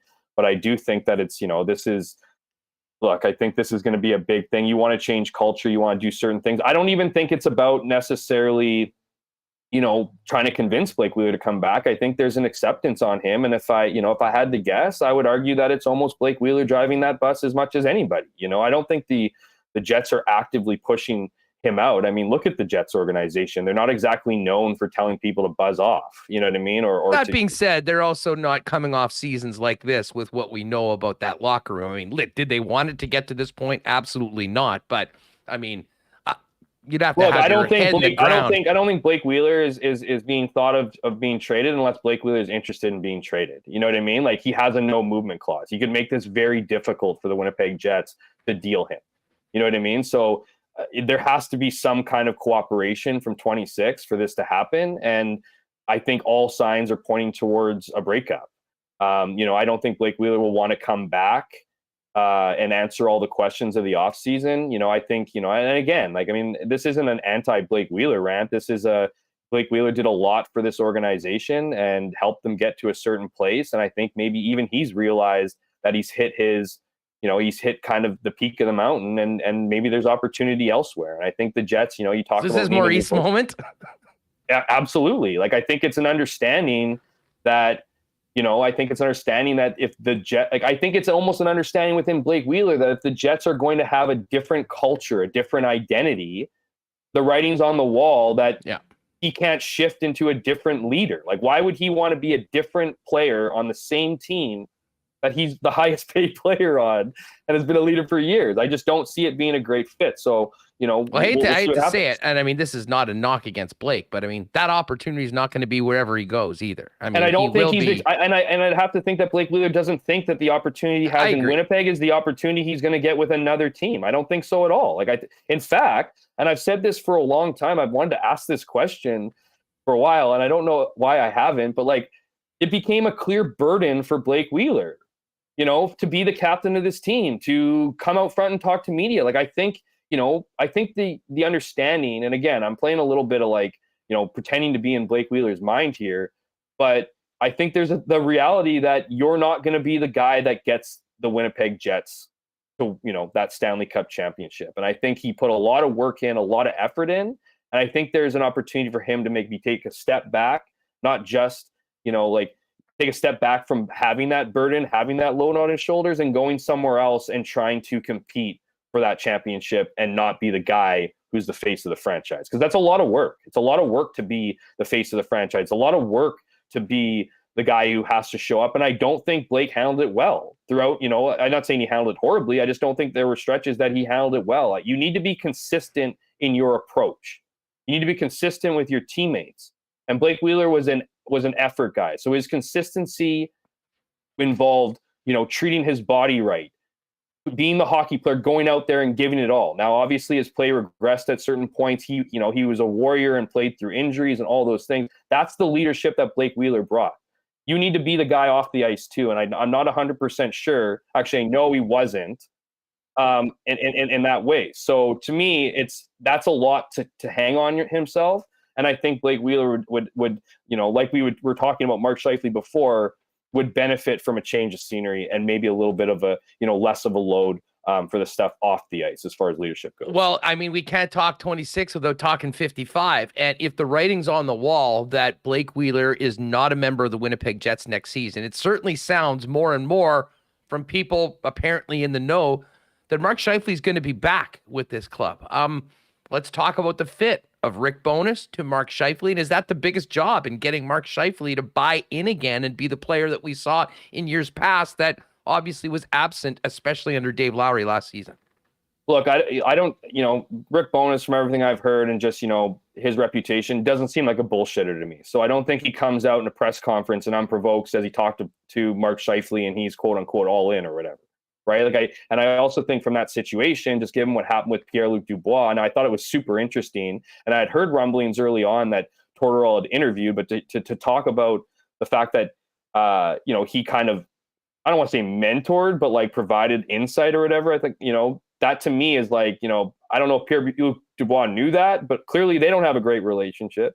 And so I'm wondering too, if you, well, I'm not wondering. I mean, I think they flipped the script. Like, I think it went from as soon as that kind of Pierre-Luc Dubois saying, look, the Jets have seen this movie play out over and over and over again, right? For as many great contracts or good contracts that we've seen Kevin Cheveldayoff sign with this team to long-term deals, we've seen an equal amount of players go, I'm going to free agency. So, you can sign me to 1 year. I'll have arbitration for this. I'll make money. But once I get my opportunity to leave, I'm going to leave. As many, like outside of Trouba, who?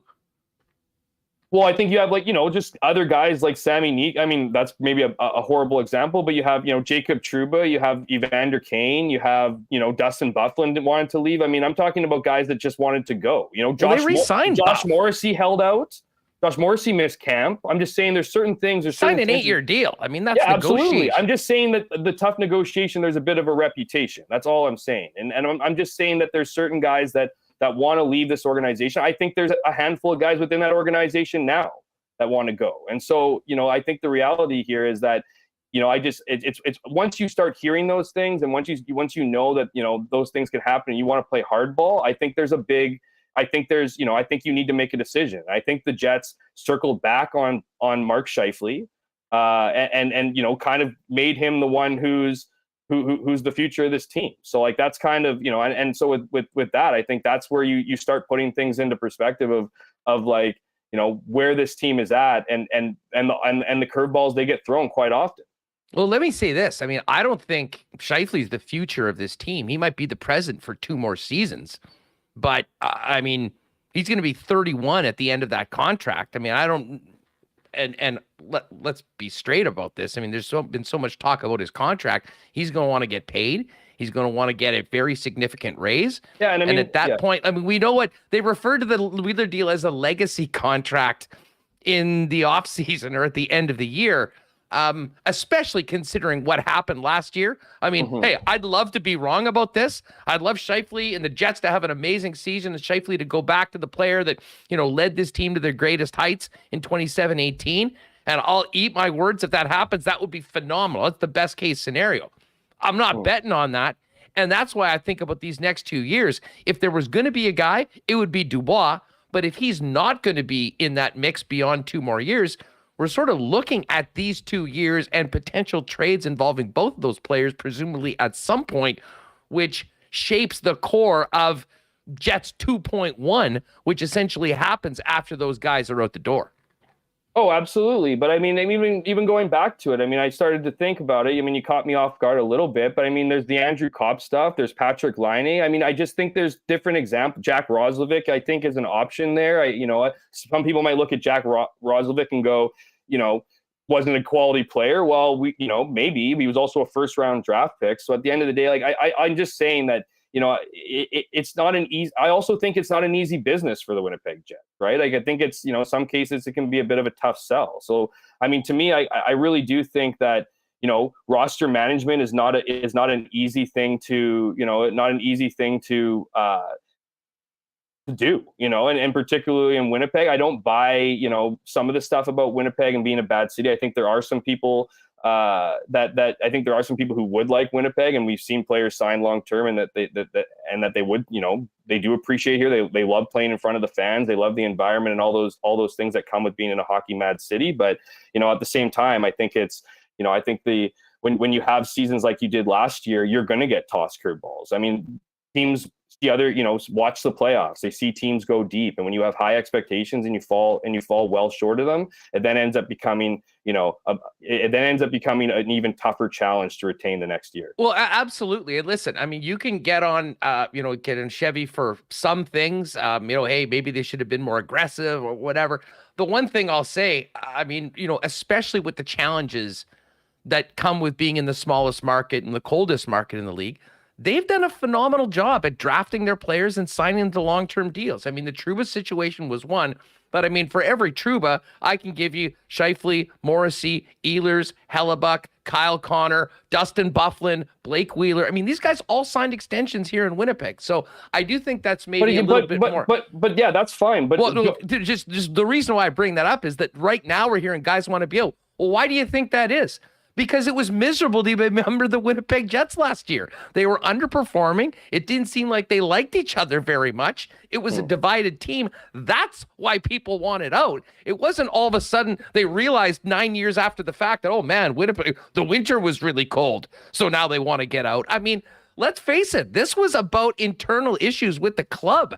Far more, because I think the body of work that this management group has speaks for itself when it comes to getting guys to agree to stay long-term in Winnipeg. The roster tells you that. That's where I'm at.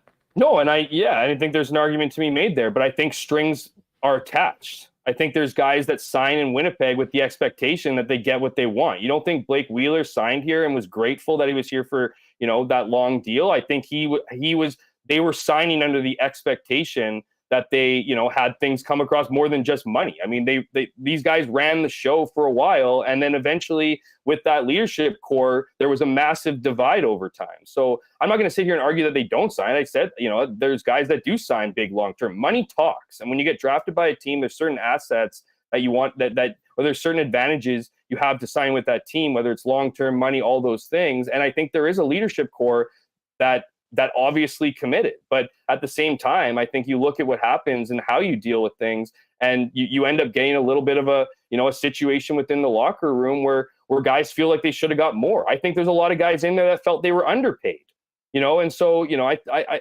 again, we can go in circles here. Nate McKinnon probably felt that same way. I didn't see that affecting him. I mean, that's just, listen, what can we say about that? I mean, if guys are signing deals and then are pissed off that they didn't get more, I mean, that unfortunately is probably no different in many other spots too.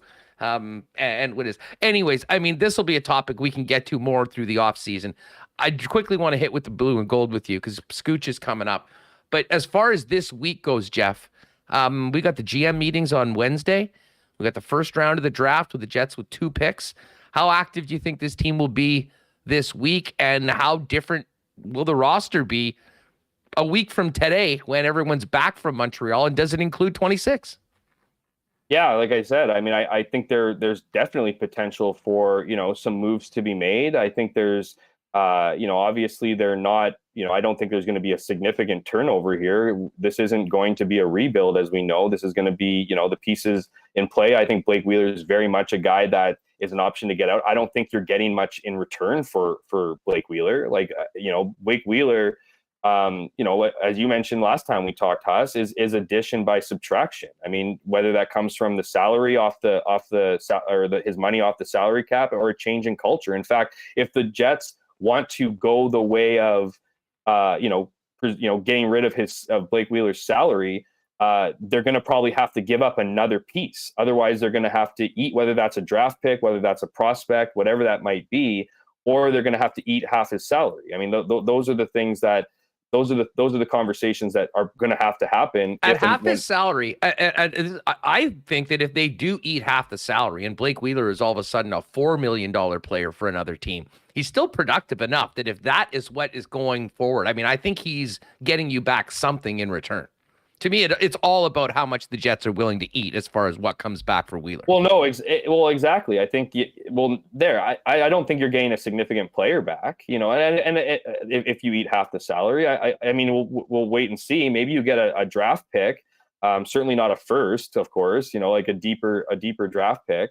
But I mean, that's again, like that depends on all the factors of salary. I mean, that's a big chunk of salary off your salary cap. So you're not just going to trade a guy who you can't just trade a Blake Wheeler and not eat his salary for, you know, anything in return. At the very least, you're probably getting nothing in return if he takes the whole salary. So, you know, that will be wait to be seen. I mean, to answer your question, I think there could be other moves. I would be particularly focused on the blue line. Mm-hmm. I think there's some, you know, Dylan Sandberg's making his way up. I think there's an opportunity to get rid of one of the veterans. You know, Brendan Dillon's name's been thrown out there. I wouldn't be surprised if he was on a different team, not just because, you know, I think Brendan Dillon's a great, you know, guy. He's a great person. But I just think, you know, his $3.9 million salary cap is appeasing to, you know, veteran teams and to a team that isn't going to bring him in as, you know, like one of their higher end defensemen. He's going to be a complimentary piece. And I think that's, you know, that could be a potential thing. I think the blue line will be interesting. And other than that, you know, just given what we, you know, that it's not going to be a rebuild or a breakdown or a Barry Trotz like thing. Because I think if Barry Trotz would have taken over, I think there could have been potential for a big splash and even the opportunity to move up, you know, in the draft in that first round. You know, dare I suggest even a top 5 pick. So, but I don't know. I don't know how much that changes with Rick Bowness. But you know, when you look at what we know about Blake Wheeler, and when you look at the blue line and how crowded it is with prospects ready to kind of make that jump. I wouldn't be surprised if there wasn't a few moves in the next couple of weeks here. Hey, just before we go, and normally we'd be spending way more time on the Bombers taking on Andrew Literally Harris. Bomber game day too. Yeah, it is Bomber game day. Andrew Harris. What's the vibe around TO before Harris gets going again? I mean, the vibe around TO, yeah. Well, the vibe around TO. Reminding everybody in the city there's a game tonight. But you know, no matter where I go, yeah, the Argos. Who? No, but you know what? This is a great game. I mean, this is Andrew. This is the one and only time this season that Andrew Harris is going to be playing the Winnipeg Blue Bombers, and it's the first game since that breakup over the winter. And you know, it's interesting, right? Because you talk to Andrew. You know, the Jets, the Bombers kept their piece to themselves in how they felt about the breakup. But, you know, Andrew didn't. You know, Andrew spent those days, weeks, and sometimes months talking about the massive chip on his shoulder, talking about how, you know, he felt disrespected. And you know, and a lot of those things I think were the case. I think both sides had an argument, towards what ended up being, again, a breakup. But for him to speak this week about being it, you know, not making it a big game and yada yada, absolute bullcrap. Like he is going to be. This is going to be, you know, the cliche circled on the calendar, all this stuff. Andrew Harris is going to want to perform and show, you know, Blue Bombers, not his former teammates, but his former coaches, what they gave up on. And it's going to be very spirited. So, but I also don't know if that's going to be the case, because if you look at Toronto's O-line, they're banged up. You know, I just don't, you know, we've seen him, I think it was 124 yards through 2 games. But I thought McLeod Bethel-Thompson, the quarterback for the Argonauts, said a pretty interesting comment, which, you know, we'll take it for what it's worth, is that if their team or their offense in particular has any heart, they'll be scratching and clawing for Andrew Harris to get that victory. So, you know, the Toronto Argonauts can take over first place in the East at a sparkling 2-1 record with this victory, and the Bombers can go to 4-0. So certainly, definitely a good game to watch, and I'll be interested to see what 33 can do. It's weird to see him in Toronto Argonauts gear, I'll tell you that much.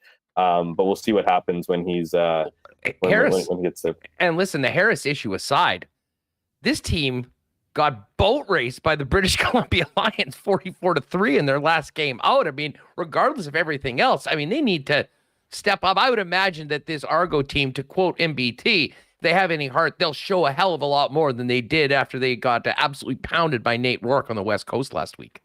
Yeah, you'd think so. I mean, you know, especially with if you watched any of the post game comments, I was actually, you know, obviously I was very I was intrigued by them, but I love those kind of comments. But Ryan Dinwiddie, their head coach, was was pretty much saying how garbage they were, and that they needed to obviously improve and all those things. McLeod Bethel Thompson was saying yesterday that they need to they might think they're better than they actually are, those kind of stuff, right? So like I think there is some bruised ego. I think that is in the rearview mirror, but nothing like a beat down to motivate you and what should be a great game tonight. Because here's the other piece of the puzzle: the Argonauts they've won 9 of the last 10 games at BMO. They were the one team with Nick Arbuckle behind center that beat the Bombers in their last meaningful loss in week, I believe it was 3 last season. So anything can happen on any given Monday in this case, and we'll see. But if you're asking me for my prediction, I just think the Bombers, just given their continuity and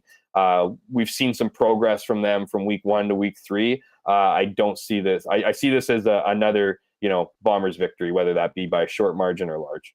Hopefully you're right, my friend. We'll look forward to the game tonight, and of course look forward to all of your coverage from Toronto in tomorrow's edition of the Winnipeg Free Press. And I know it's going to be a crazy week. Maybe we'll even hook up again later on, depending on what happens with the hockey team out in Montreal.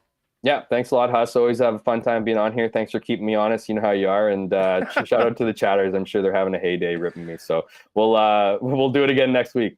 All good, dude. You're the best. Thanks for doing this. Enjoy the game tonight. All right, there's our guy, Jeff Hamilton, at Jeff K. Hamilton on Twitter. Make sure to check out all of his work in the pages of the Winnipeg Free Press. All right, the Scooch is coming up. Who better? Both to talk about this game tonight, but also the incredible history of Rick Bowness here in Winnipeg. We'll do that in just a second. Hey, if you're looking for a new whip this summer, before you go anywhere, start your search with the experts over at Not Auto Corp. Not Auto Corp, a family-owned local business, putting Winnipeggers and Manitobans into incredible vehicles at amazing prices. Why not get into the car of your dreams at a great price with the help of the Not team? Check out the electric vehicles they have and the Tesla Experience program as well. If you're considering a move from a traditional vehicle to an electric, you can find out more by popping in to see them at Waverly and McGillivray, or check them out online at not.ca. Of course, a few 1919s went down over the long weekend. Saw a few folks enjoying them out at Country Fest, out in the campgrounds as well. And hey, but Rick Bowness is here. And I know we did our big offer for Barry Trotz a couple weeks ago. But I do think that our friends at Little Brown Jug will put together a nice beer fridge and pack it up with 1919s and the other good stuff from Little Brown Jug for Rick. Of course, if you are getting ready for another beautiful Manitoba weekend or getting out to Folk Fest, check out the Folk Fest Lager. You can pick it up at your local beer store, at the Tap Room and Brewery on William Avenue. And for you folkies out there, make sure to try it when you're at the Folk Festival coming up on the weekend.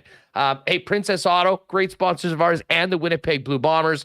Really looking forward to welcoming Blue Bomber fans back to the Princess Auto tailgate zone before the game on the 15th. Hopefully no crazy weather beforehand that'll force us into the stadium like last week. Of course, Princess Auto will be there. Great beer specials, pop, hot dogs, and more. Entertainment from DJ Finesse and some great Princess Auto prizes. And of course, Princess Auto is the place where you'll find the best deals on the most unique assortment of tools and equipment around. Everything you need to complete the projects on your list or start something new is at Princess Auto. 2 Winnipeg locations, Panet Road, Portage Avenue West, or shop online 24/7, 365 over at princessauto.com. And hey, a big happy birthday to one of our favorites, longtime WST-ers know, Big Nick from DQ, the Nick and Nicky DQ, 40th birthday on the weekend. They had a big party. My buddy Jay from Finn's did a taco bar for them at the party. Anyways, Nick has been such a great supporter of ours. Wanted to give him a special on-air shout-out and a happy birthday to him. And, of course, remind you that there's 4 Nick and Nicky DQs, Niverville, Northgate, Polo Park, and DQ St. Anne's. It's blizzard season back in Manitoba. My favorite one is the Reese's Cookie Dough. Try that one, but pop by. And by the way, if you're in Winnipeg and maybe you're not mobile, all 3 Winnipeg locations available for ordering on Skip the Dishes and other delivery apps as well. Hit them up online at DQ Manitoba if you need to order a custom cake for a party coming up soon. Well, what a perfect storm with the Rick Bowness hire. Bombers playing tonight in Toronto as well. But for those of you that have not already followed Joe Pascucci on Twitter, it's at Pascucci015. Got the Welcome Back Cotter music out yesterday and a nice little trip down memory lane back to 1.0, and Rick Bowness was both a player and a coach, and we thought, what a great time to have Scooch on to talk about it. Let's bring him in right now. Longtime sports director at CKND and Global, joining us now. Scooch, how about that? Rick Bowness back in the peg as the head coach. Great to have you. Hope you had an awesome weekend. What'd you think? I had a great weekend. I think it's fabulous. It's almost like you're going back in time, obviously. And before we get too far into this, I want to know where I can buy tickets to the rematch with you and Jeff Hamilton. Hammer's the best. That was awesome. That was awesome. All right. Rick Bowness, he was everything that you heard about today in the press conference. He was approachable. He was great with the players. He was great with the media. He was a great communicator. Everybody, you never heard anything bad said about Rick Bowness. He joined the Jets in 1980. John Ferguson trading Craig Norwich to the Blues to bring Rick here, and he didn't play much in that 1980-81 season. The Jets really didn't have that great a year, of course. They had that 30-game winless streak, but 2 games that he did excel. There was a game in Toronto. He scored a couple of goals, and there was a game the second tuxedo night. He scored a couple of goals against Montreal, and that was pretty much the end of his playing career. The Jets, of course, went down to Sherbrooke, player coach there, came back when Barry Long was promoted to head coach by John Ferguson, came here as an assistant. He was on the bench for the 2 playoff victories by the 1.0 Jets as an assistant coach under Barry Long. And of course, under Dan Maloney, replaced Maloney, of course, in '89 for the final 28 games. What I found interesting was that he was signed when they announced that he was taking over from Maloney. They said that he had a 2-year contract. But with a couple of weeks to go in the season, he had no guarantee that he was going to be back as head coach, and which was a surprise to many, and it's certainly a surprise to some of the players on the team. And Dale Howardchuk was, as I remember in the story that I did about it, was disappointed that there was no guarantee that Rick was going to be back as head coach. But he's a terrific guy. Definitely, he knew about communicating with players and telling them, maybe not what they want to hear, but what they had to hear, because players just want to be told the truth, and they want the coach to be honest with them. He's not a BSer, and he's going to try, and tell you what you have to do to get better. And I think that worked with the 1.0 players, and it's definitely worked with. I think it can work with the current Jets. We've heard so much about Rick's contribution to coaching staffs where he hasn't been the head coach. Right. And again, if we're picking through his head coaching history, we had a really good season in Boston. We just talked to Dave Poulin about that. Yeah. I'm not sure anyone could survive being the head coach of the expansion Ottawa Senators for what he was doing. But listen, we saw a pretty incredible run to the Cup final under Rick in Dallas. And again, saw them push the Calgary Flames to the absolute brink in overtime of Game 7. We've talked, Joe, on this program, as well as the two of us when you've joined us, about some pretty obvious issues this Winnipeg Jets had on the ice, in the locker room. Do you think it's a good fit? Because Rick Bowness as a person and as a head coach come in and get the changes that this team obviously needs to get back to where they probably should be based on the talent in the room. I do. I think you're going to get that bump, that positivity bump that didn't happen under, Dave Lowry, because he wasn't a different voice in the dressing room. And I found it funny when Rick was saying in today's press conference about his, this final year in Dallas, or, about needing a different voice in the dressing room. I thought I was listening to Paul Maurice again. But I think that he brings a positivity around him. I'm sure the players will have, confidence, and he'll get commitment, and he will make significant changes. Paul Maurice had his favorites. Rick doesn't have his favorites right now, right? The players are going to have to prove, to him that they warrant the ice time. And, we're going to see a significant bump in responsibility for a player like Nikolai Ehlers, who, like I think Jeff Hamilton said, sometimes he was the best player in the game, yet he couldn't get on the ice for a power play because the first unit took all the time.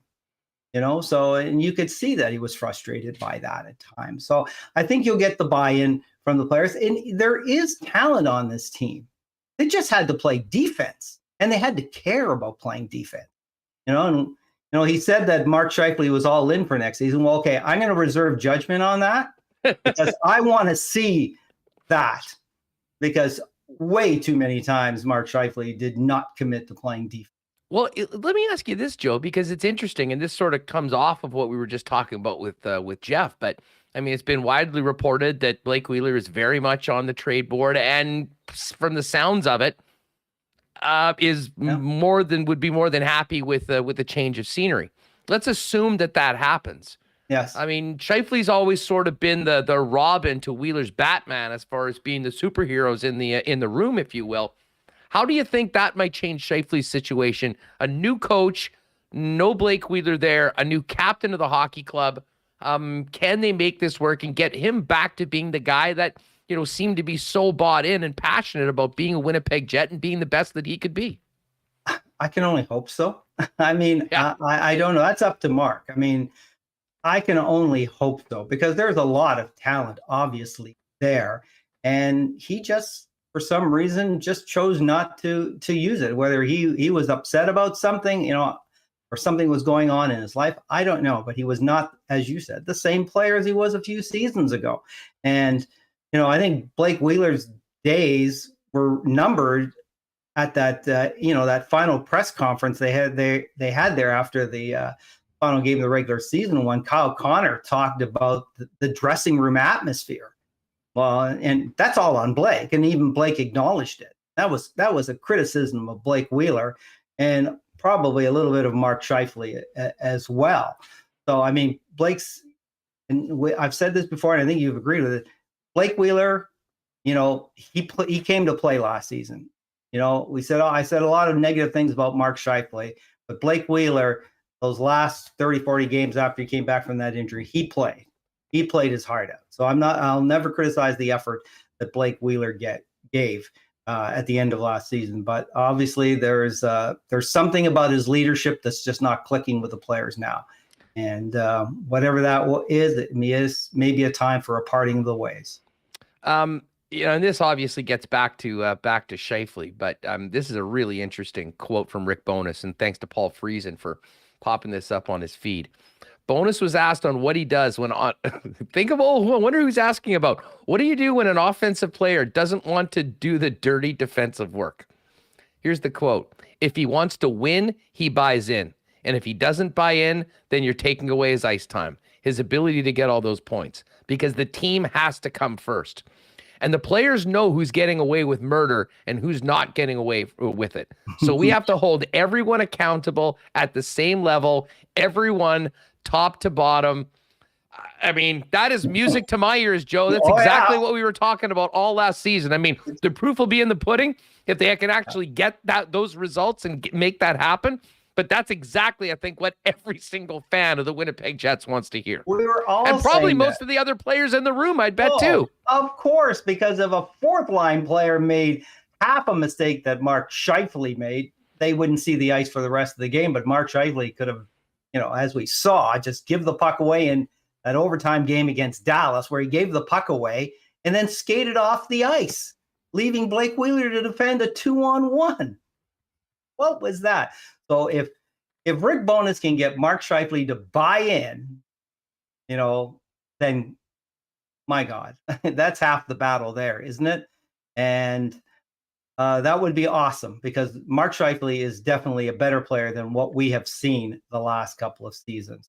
Scooch, I've got to ask you about this, because, I mean, in my long time here in Winnipeg, being a kid going to games and then a teenager and, whatnot, I mean, I have some memories of the 80s teams, but no more. Like, listen, I'll be honest, I didn't remember a lot about Rick Bowness doing a thing. I remembered he sort of took over for Dan Maloney. Yeah. But one thing I'll never forget was the infamous peanut butter game against the Ottawa Senators. And I was looking, Rick Bowness would have been the coach on the visiting bench for that game and the Bob Cadelsi hat trick. I mean, he's got his fingerprints all over some hilarious history of the 1.0 era. Oh, one of the great promotional disasters in Winnipeg Jets history, giving the fans peanut butter as they came into the arena. And then the Jets go on and just play a stinker against the Ottawa Senators, which, and it still happens today. They play down to the level of their opposition, right? And yeah, after the game, people were chucking those peanut butter jars. Thankfully, they were plastic out on the ice in to sort of, show what they thought the Jets' performance that night. Winnipeggers want a solid effort, and if you don't give it to them, they're going to let you know. I have the funniest story about that game. I was working at the time, and I was working through most of the game. And over the years, I'd made friends with some of the older gentlemen that were working the ticket taking in, and I got there basically at the start of the third period and gained access to the building, shall I say. And I was in there, and it was 6-3 Jets at the time. I mean, if you recall, in the third period, the Jets gave up those 3 goals. It was Bob Kudelski, I believe, who had a hat trick, including the OT winner. And you saw the game go from, everyone was upbeat, you're going to beat Ottawa. And then, one of the more embarrassing losses that the team would have had in a number of years. And yes, the peanut butter jars rained down. Luckily, no one was hurt, but certainly at least they waited. A memorable moment. I'll have to ask Rick at some point if he remembers that.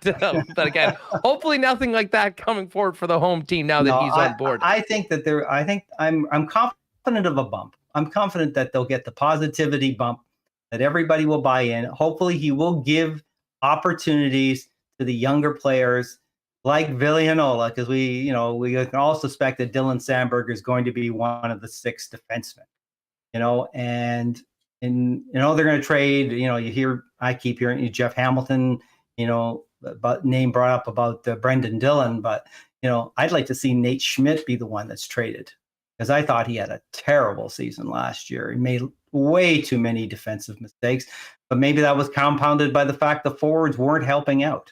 And if you can get everybody to buy in, that's great. I don't mind boring hockey if you're winning, right? If Most you're fans winning, are the same way. If you're winning, I don't care. Win any way you can, and win at home. That would be because the Jets are just brutal at home under Paul Maurice. Just terrible. As I said, we'll have some answers, I would imagine, to a few of these questions over the course of potentially the next week. It would be interesting. I'd say I'd be surprised if all of the Jet defensemen are still on the roster next week. And Brendan Dillon, I think, is part of the reason we hear about him is because he's, sort of a player that many teams would want. And of course, he's got a much more affordable contract than Nate Schmidt. And no matter what we're talking about when there's player movement, the salary cap and what these players are owed is a big, big part of it. Joe Pascucci's with us.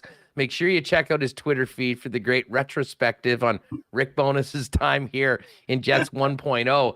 But Scooch, before we go, Bombers, what do you think about the team so far? 3-0, although maybe not quite looking like the powerhouse that we had last season. But hey, winners win, and they've done that. And of course, the matchup against former Bomber Andrew Harris tonight. Well, offenses usually start slow, and that's fine because you don't want the Bombers to be in peak, performance mode early in the season, because if you're at the peak, there's only one way to go, and that's down. So I'd rather see them gradually build up that offense and get better and better each week. The defense, as we know, is always strong, and they're obviously, their performance may slip a little bit, but the defense is always going to be there. So the offense, still a work in progress. They're getting it done, and that's the important thing. They'll get better week by week. They'll improve that running game. But I think tonight's a trap game for the Bombers. Bombers have a history of not playing well in Toronto. So, and of course, the big game is this weekend. Well, I shouldn't say the big game. The big game's tonight. But the big game, and it's hard for players not to think about it, it's Saturday night when they've got to go to BC.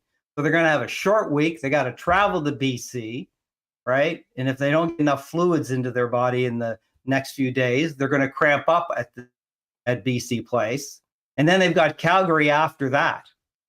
So what are the more important games to the Bombers players in their minds? And it's a trap to fall into. And I've seen it in the past with the Bomber teams. They look past tonight's game because this is a game they should win because it's Toronto, and Toronto doesn't look that good, and their focus is on 2 upcoming games against their 2 main rivals for this Western Division in the BC Lions and the Calgary Stampeders. So I don't have a good feeling about tonight. I'll say this about the Bombers, and I'm with you. I mean, we've watched this team, and we've been around long enough that these are. You get that feeling like, oh man, you look at the schedule going, oh, this could be it. I'll say this though, especially over the last couple of seasons.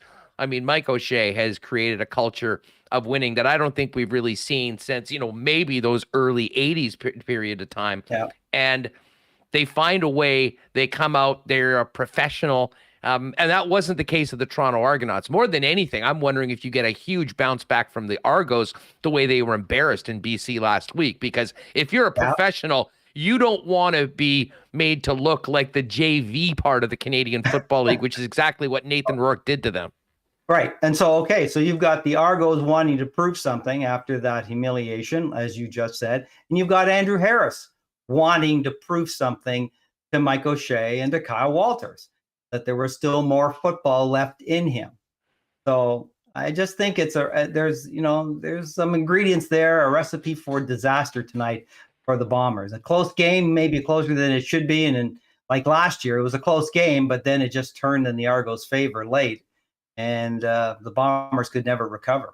Scooch, so much fun having you on the program. Thanks for this. Enjoy the game tonight. And I can't wait for some more dips into the archives now that the man they call Bones is back in Winnipeg. Well, I can't wait for round 2 with Jeff Hamilton and yourself. Right on. Thanks for doing this. Okay. Thank you. The Scooch, Joe Pascucci, a great friend of the program. Follow him on Twitter at Pascucci015. Of course, a longtime legend in the sports community here in Winnipeg, being the go-to guy on CKND, and of course the sports director for Global for all of those years. All right, we got to get Remis back in here. Hey, a big cheers to the folks that enjoyed a CC and Ginger on the weekend. Man, it was great. We got to Clear Lake. They had 1919s in the beer cart. They had the CC and Gingers. We had a couple of both. Saw a bunch out of Country Fest as well. If you haven't tried it, Canadian Club now has a ready-to-drink pre-mix Canadian Club and ginger ale cocktail. Pick it up at your favorite beer store or liquor store today. And of course, the great taste of Canadian Club available at MLCCs. And both are available at the next Bomber game because, of course, Canadian Club is the official spirit of the blue and gold, and all their products available throughout IG Field. Great night to get out, take advantage of maybe a little happy hour at BP, and then settle in for the Bombers and Argos at 6:30 p.m. No matter what Boston Pizza you're going to tonight, they'll have the big game on the big screen with big sound. You can jump into that great new summer menu as well, including carnitas tacos and pizzas, and the pizza flights are back as well. And of course, check out their game day deals and order online at bostonpizza.com. We still got to get to Assiniboia Downs picks for tonight, as well as our Coolbet Lines. Let's get Remis back in here. And Remo, wow, huge show today, as expected. People kind of waiting for the WST after the long weekend with everything happening, but heck of a way to kick off a huge week with the draft in a couple days, the GM meetings, and we haven't really even got too much to trade talk because, of course, the news here today in Winnipeg is Bones is back and Rick Bowness hiring as the Winnipeg Jets head coach. Huge show so far. We had over 700 people peak during our conversation with Jeff Hamilton, which we were receiving text messages saying it was most heated conversation. We had Jeff versus us comments in chat. Okay, that's hilarious.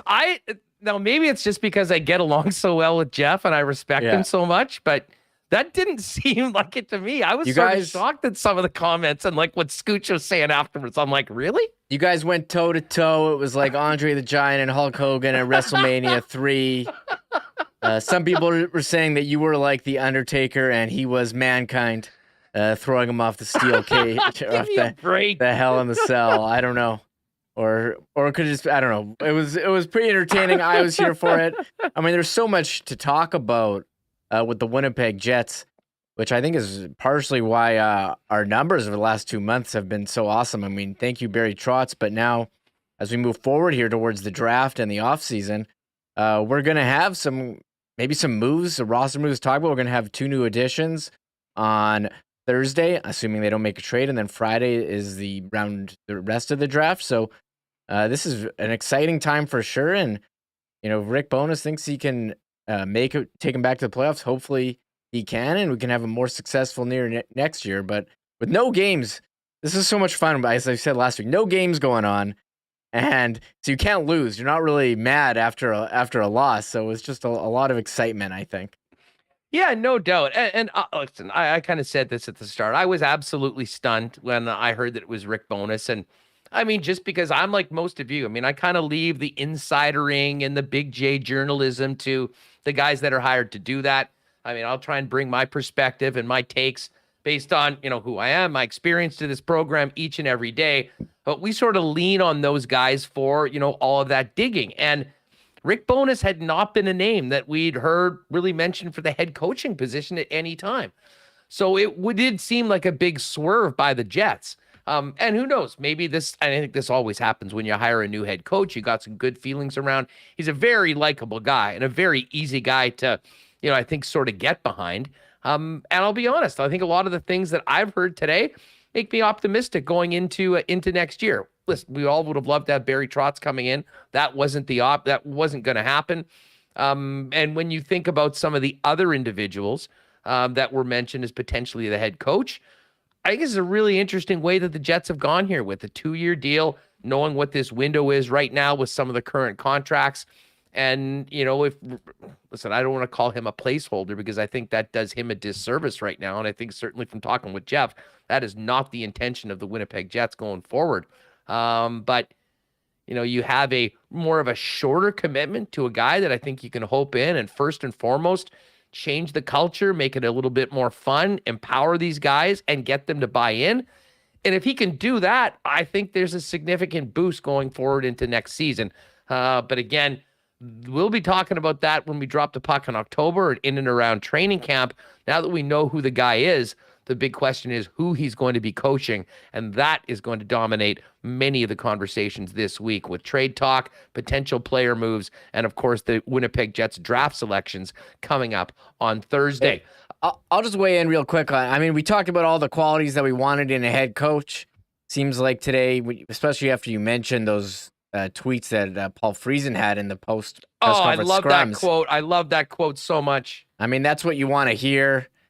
His defensive structure, good communicator, has accountability. It seems like he has all the the qualities of a head coach that we've been talking about for the last couple of months. So, I'm looking forward to seeing what the roster looks like before you can really project anything. But I think this is going to be, again, very, very fun period of time here in NHL. We did have a number of roster moves on the weekend too.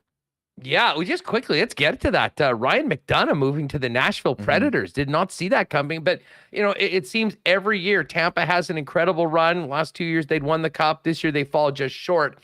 And at times some of the players that they picked up, presumably to be, one and done or rental players, stick around. Nick Paul got a 7-year deal at $3 million. So he gets kind of, obviously gets to stay in Tampa and has some security for the rest of his career. But I thought McDonough was pretty damn good during the course of the playoffs, especially earlier on. I was a little bit surprised to see him being traded, but I guess that's one of the things that Julien Brisebois has to deal with at this point of the year, pretty much every season. Yeah, and I saw a tweet like, why are teams helping out Tampa getting free up cap space? Well, you're getting a Ryan McDonough for free, basically. 33 years old. You think, he's got a longer contract. Maybe he'll fall off at the end, but you'd like to think that the salary cap is going to go up in the last years of that deal. So, Nashville's looking kind of solid. Let's see if they can re-sign Philip Forsberg, what it means for them. And Tampa probably going to use some of that money, try and sign Andre Palat and see what else. That cap space is so valuable right now. There's a lot of teams that don't have a lot of it. And when you talk about a Blake Wheeler trade, getting that cap space to try and get, another top 6 player, in another manner would be helpful, or top 6, middle 6, forward, whatever forward depth that they need. So Tampa, been a very smart organization for a while. You like that move, maybe trading a guy, just before the decline starts, and you see some of the best organizations who do that. They aren't afraid to cut a player who's, helped them a lot, and maybe even if it's a touch early. Yeah, no doubt about that. All right. Obviously, we'll be back at this tomorrow. I mean, we'll be bringing in Mike and Marat and Ken over the course of the weekend, and probably a few individuals from outside the market as well to talk a little bit more about Rick Bowness, the Winnipeg Jets going forward. But, really the focus almost immediately shifts to player moves, the general managers meetings on Wednesday, and of course, Thursday's first round of the National Hockey League draft. All right, let's get to the Coolbet lines quickly. And by the way, I want to give a big shout out and a thank you, a personal thank you to Chris Abbott from Coolbet. Chris has been such a huge supporter of ours. The day that TSN 1290 shut the doors, he was literally the first call saying, hey, what are you doing next? We want to partner with you. We want to be with you. And of course, we've been getting great support with the Lock Shop, along with my pal Dustin Nielsen. And here at Sports Talk, at Winnipeg Sports Talk as well. Chris is finishing up with Coolbet. Really excited to keep on working with Pat Gregoire and Jake Bolin Moss. But a big WST thank you to Coolbet Chris for everything that he's done, helping us along in the first year and a half or so of the program. All right, as far as the Coolbet lines for tonight go, let's get to it. Interesting line moves. I saw Bombers -4.5 yesterday. I think it was as high as 5. Now the number's gone back to 3.5. So if you were waiting to bet the Bombers, I think now's the time to jump in on. I can't see it getting any lower than this, but -3.5 right now is the spread at -105. That was the number I locked in at the Bombers last Tuesday, I guess. And then it had gone back up. Well, it seems some people maybe feeling what Scooch was saying earlier. Tough trap game for the Bombers and looking for a much more motivated Toronto team led by Andrew Harris, who will have a little payback on his mind as well. Bombers -179 on the money line. That's down from -213 earlier today. And the Argos at +145. And right now, they still do have the CFL futures up. Bombers continue to be the Grey Cup favorites at +235. But the BC Lions, number 2 now at +350 after opening somewhere, I think, in and around 25 or 27 to 1. Great story in BC. We'll hit that later on this week. Bombers in BC on Saturday. First things first, though, tonight, Monday Night Football, 6:30 p.m. tonight. I know the OB guys will be getting going with their pregame show at 4:30. And, of course, the game on TSN tonight, 6:30 p.m. If you've never bet a Coolbet before, use the promo code WST for a 100% deposit up to $200 on your first deposit. All right, Reem, let's get to the track. We don't have a lot of time for this today because we've been spending so much time on the Jets, but I am excited to see what happens tonight at Assiniboia Downs again. By the way, shout out to all of our winners from our Pick 6 contest a couple weeks ago. Remis and I are looking forward to meeting and hosting all of you a week tomorrow in the Terrace Dining Room out at Assiniboia Downs. Where are you going tonight? Monday's always big. If you can have a strong Monday, you can usually carry that momentum into Tuesday and Wednesday. Yeah, I'm going to change up my strategy. I'm going to go with 3. I need to win, and I need to win big. I'm going with, because I haven't really won at all this year, and I'm down some serious dollars. So here is my, what am I going to do? 3 triactor boxes. Oh, Ken, yes, yeah. Oh, sorry, Ken's texting me during the show. But, Ken, we're trying to make horse picks right now. I'm trying to make my horse picks here. And I was just actually on the phone during your last part with Wallace and Wallace. They're coming over to look at my garage. How's that for service from our gang at Wallace and Wallace? Yeah. And I heard you taking a phone call. I'm like, well, this is the perfect time to do the Coolbet lines because Remis is on the phone right now. Anyways, let's focus back in. We've got post time, 7:30 p.m. tonight at Assiniboia Downs. Race 1, 246, Barbie's Quest, Sizzle and Susie, My Brood. Is that what I picked? I don't remember picking those guys, but okay, I will go with that. Race 7, I'm bouncing around here. 245, The Whiskey Worked. Showed to Canadian Club. What? Star Obi. I don't know what that one is. And what's the other? Truly and Terrific, who I'm a big fan of. Race 5, I have 235, Artisan Dancer, Dazzling Gold, and My Bella, who I'm a big fan of as well. And those are $1 boxes, so $6 total on each of those. And race 2, going to the long shot, Anar, $2 to win. There you go. Nicely done. All right. You know what? I think this is the first time ever where we have an identical pick. So hopefully we can both win. I'm going late. I'm just doing the late rounds. I'm starting off on race number 5. I'm putting $4 on number 1 to win, Prairie Magic.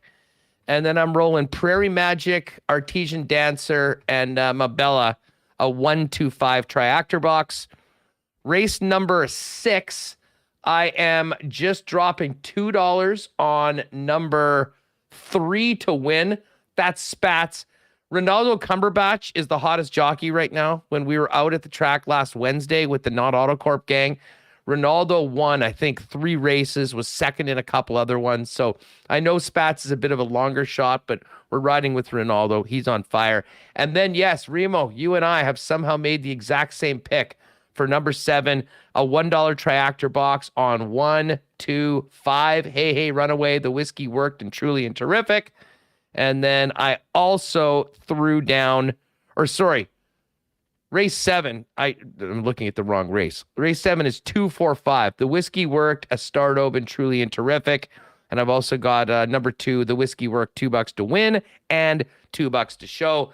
If you want to make a few wagers on the track without going to Assiniboia Downs tonight, open up an account over at hpibet.com. You'll be able to wager on Assiniboia Downs and tracks around the world. But no better place to be than live watching the ponies post time tonight, 7:30 p.m. to begin the week of Monday, Tuesday, and Wednesday racing. Yeah, as we wrap up, we do need to give a special shout out today. It is 4th of July, Nathan's famous hot dog eating contest. We are big fans of Joey Chestnut. There's actually a picture on my Instagram of us with him when he was in studio that time. But that was an all-time thrill to meet one of the greatest athletes of all time, never mind just a generation. Yes, but what was it, 14? 14th yellow mustard belt? How many is the exact number? I think it's 15 today. 15 today. Came in on a broken, he was wearing a cast. I mean, honest, I'm usually all geeked out 4th of July. There's so much Jet stuff going on. I really was kind of off my radar, but he came in, dominated. There was even a protester on stage who he choked out. Joey choked him out. Joey basically choked him out in the middle of winning the hot dog contest by 15. Although, I mean, as someone that had the over 74.5 hot dogs and buns, you should get refunded. You know what? That was complete interference. There was no way that should be like, if this was a horse race, we'd have an objection. There would be an objection. They would go back. I'm not sure how that works, but listen, he's still the best. And yeah, if you haven't seen, I mean, they didn't show it on ESPN, but there's enough video out online about this protester going up, and Joey, in the middle of having like 4 dogs in his mouth, turned around, snapped the choke on him, and then George Shea with the hat behind him getting into it as well, preventing the golden child of the world of competitive eating from being inconvenienced in the middle. I mean, that's basically like someone rolling out in the middle of a play and getting in Tom Brady's face at the Super Bowl. Where was the security there at Nathan's famous at Coney Island? I'm sure they're going to be reviewing the protocols, but pretty disgusting that someone would get in Joey Chestnut's way mid-competition. It rattled him. I mean, he was already dealing with the leg injury, and apparently, I mean, I've been paying close attention to the weather on Coney Island all weekend long to see what it would be like, and it was supposed to be like perfect eating conditions of like 22 degrees. I don't know what happened. Either the weather people were way off because it peaked above 100 degrees Fahrenheit today, and when it gets that hot and steamy, it's very difficult for the best in the world to get their HDBP per minute numbers up to where you would have to be to be in the mix with the Joey Chestnut. So 63 was the number, still won by 15 hot dogs and buns, but a far cry from the world record numbers that he'd put up over the last few years. He'll do it next season, next year. Mark my words. But again, a big WST. Congratulations to Joey Chestnut, one of our all-time favorites. It's so weird, man. We've been talking about all this Jet stuff and coming out of the weekend. It's Monday, normally a quieter day. We got a Bomber game tonight. I'm just now going to finish up the program and get ready for really interested to see how this game goes. And I'm very invested in it as well. I need the Bombers -3.5 to go 4-0 in the lock shop, and a very nice parlay that's sitting around as well. So I may not have got the over on Joey Chestnut on the 74 8.5 hot dogs and buns, but it will all be made okay if the Bombers can win by 4 tonight. Okay, I see a lot of people asking, why is this game on a Monday? I'll give you my 2 theories. First theory is there was a soccer game on the weekend of field availability, maybe an issue. However, this is my other theory, that maybe ESPN wanted some 4th of July football content to show. I have no idea. Great call. Great call. That's my other theory. Anyways, CFL Bombers, America's team. Yeah. Tonight playing on the 4th of July. Hey, speaking of the 4th of July, those hats that the major leaguers are wearing this weekend, yesterday and today, potentially the ugliest hats that have ever made it onto the field at a Major League Baseball game. Are you kidding me? Those Mets, I saw a picture of the Mets playing yesterday and I almost barfed. I mean, it was that ugly and that horrible. Okay, here, I'll throw up the picture. But I was going to say, as far as my parlay go, Hamilton wrecked it. Dane Evans just gave away the game with the interceptions and then gave it away again when he tried to carry the ball in the 4th quarter in the final, second last drive and fumbled it, in the red zone, in his own red zone. So I thought it was a rough performance for him. The East is looking terrible. I think Ottawa is way better in their record. They've just had a terrible schedule draw, playing the Bombers twice and BC. I think Ottawa's best, but it's possible Toronto, if they upset the Bombers, they could be in there. But BC looking great. Oh, yeah, and Montreal. I don't know what Montreal's been doing with the quarterback situation. They benched Vernon Adams for seemingly no reason early on. Trevor Harris clearly hasn't been the guy. They seem to be in trouble in Montreal. So we will see Toronto tonight. But I don't know how many good teams there are. I think it's the Bombers, then BC, and then maybe Calgary. Everyone else sucks. Well, it's all in the West right now. Saskatchewan, I don't know. You knew they were going to come back. That was the easiest pick of the weekend, that they would get revenge on Montreal at home. Ran away with it in the second half of that game yesterday. I don't know if Saskatchewan's any good or not. I have no idea. They're good. They'll be a playoff team. They'll be a tough out. Jeff Kabilis, Liv Morgan, better than Liv Golf. Hell yes. Shout out to Liv, who won the Money in the Bank briefcase and then cashed it in to be the new champion over Ronda Rousey. And Austin Theory as well got in there. I did PVR that while I was at Country Fest and catch up on it last night. Very entertaining. And yeah, the Liv Golf, I'll admit, I did watch a bunch of the Liv on Thursday and on Thursday. I don't know what to say about it. There's a lot of big names. There wasn't a lot of great play. We'll see whether this catches on going forward. I am very much looking forward to the Scottish Open, though, which will have 14 of the top 15 in the world. And, of course, the Open Championship coming up in a couple weeks. All right. Thanks to everyone that joined us today. Huge show, as expected, with the new announcement of Rick Bowness. We'll have much more reaction on this going into tomorrow's show. And a number of our regulars covering the Winnipeg Jets will pop by over the next few days. Folks, again, if you haven't already, make sure you hit that red subscribe button. And if you're watching us on YouTube, subscribe on the podcast, wherever you get your podcast feeds, Apple, Spotify.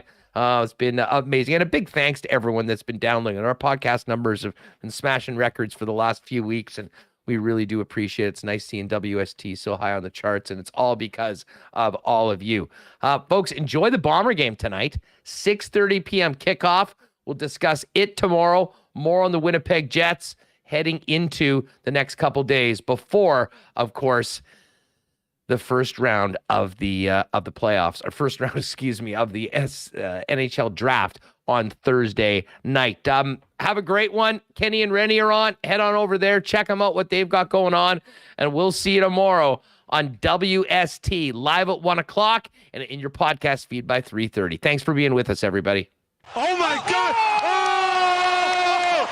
Shut it down. Let's go home. Thanks for tuning in to Winnipeg Sports Talk Daily. Make sure to subscribe on YouTube and your favorite podcast feed at winnipegsportstalk.com.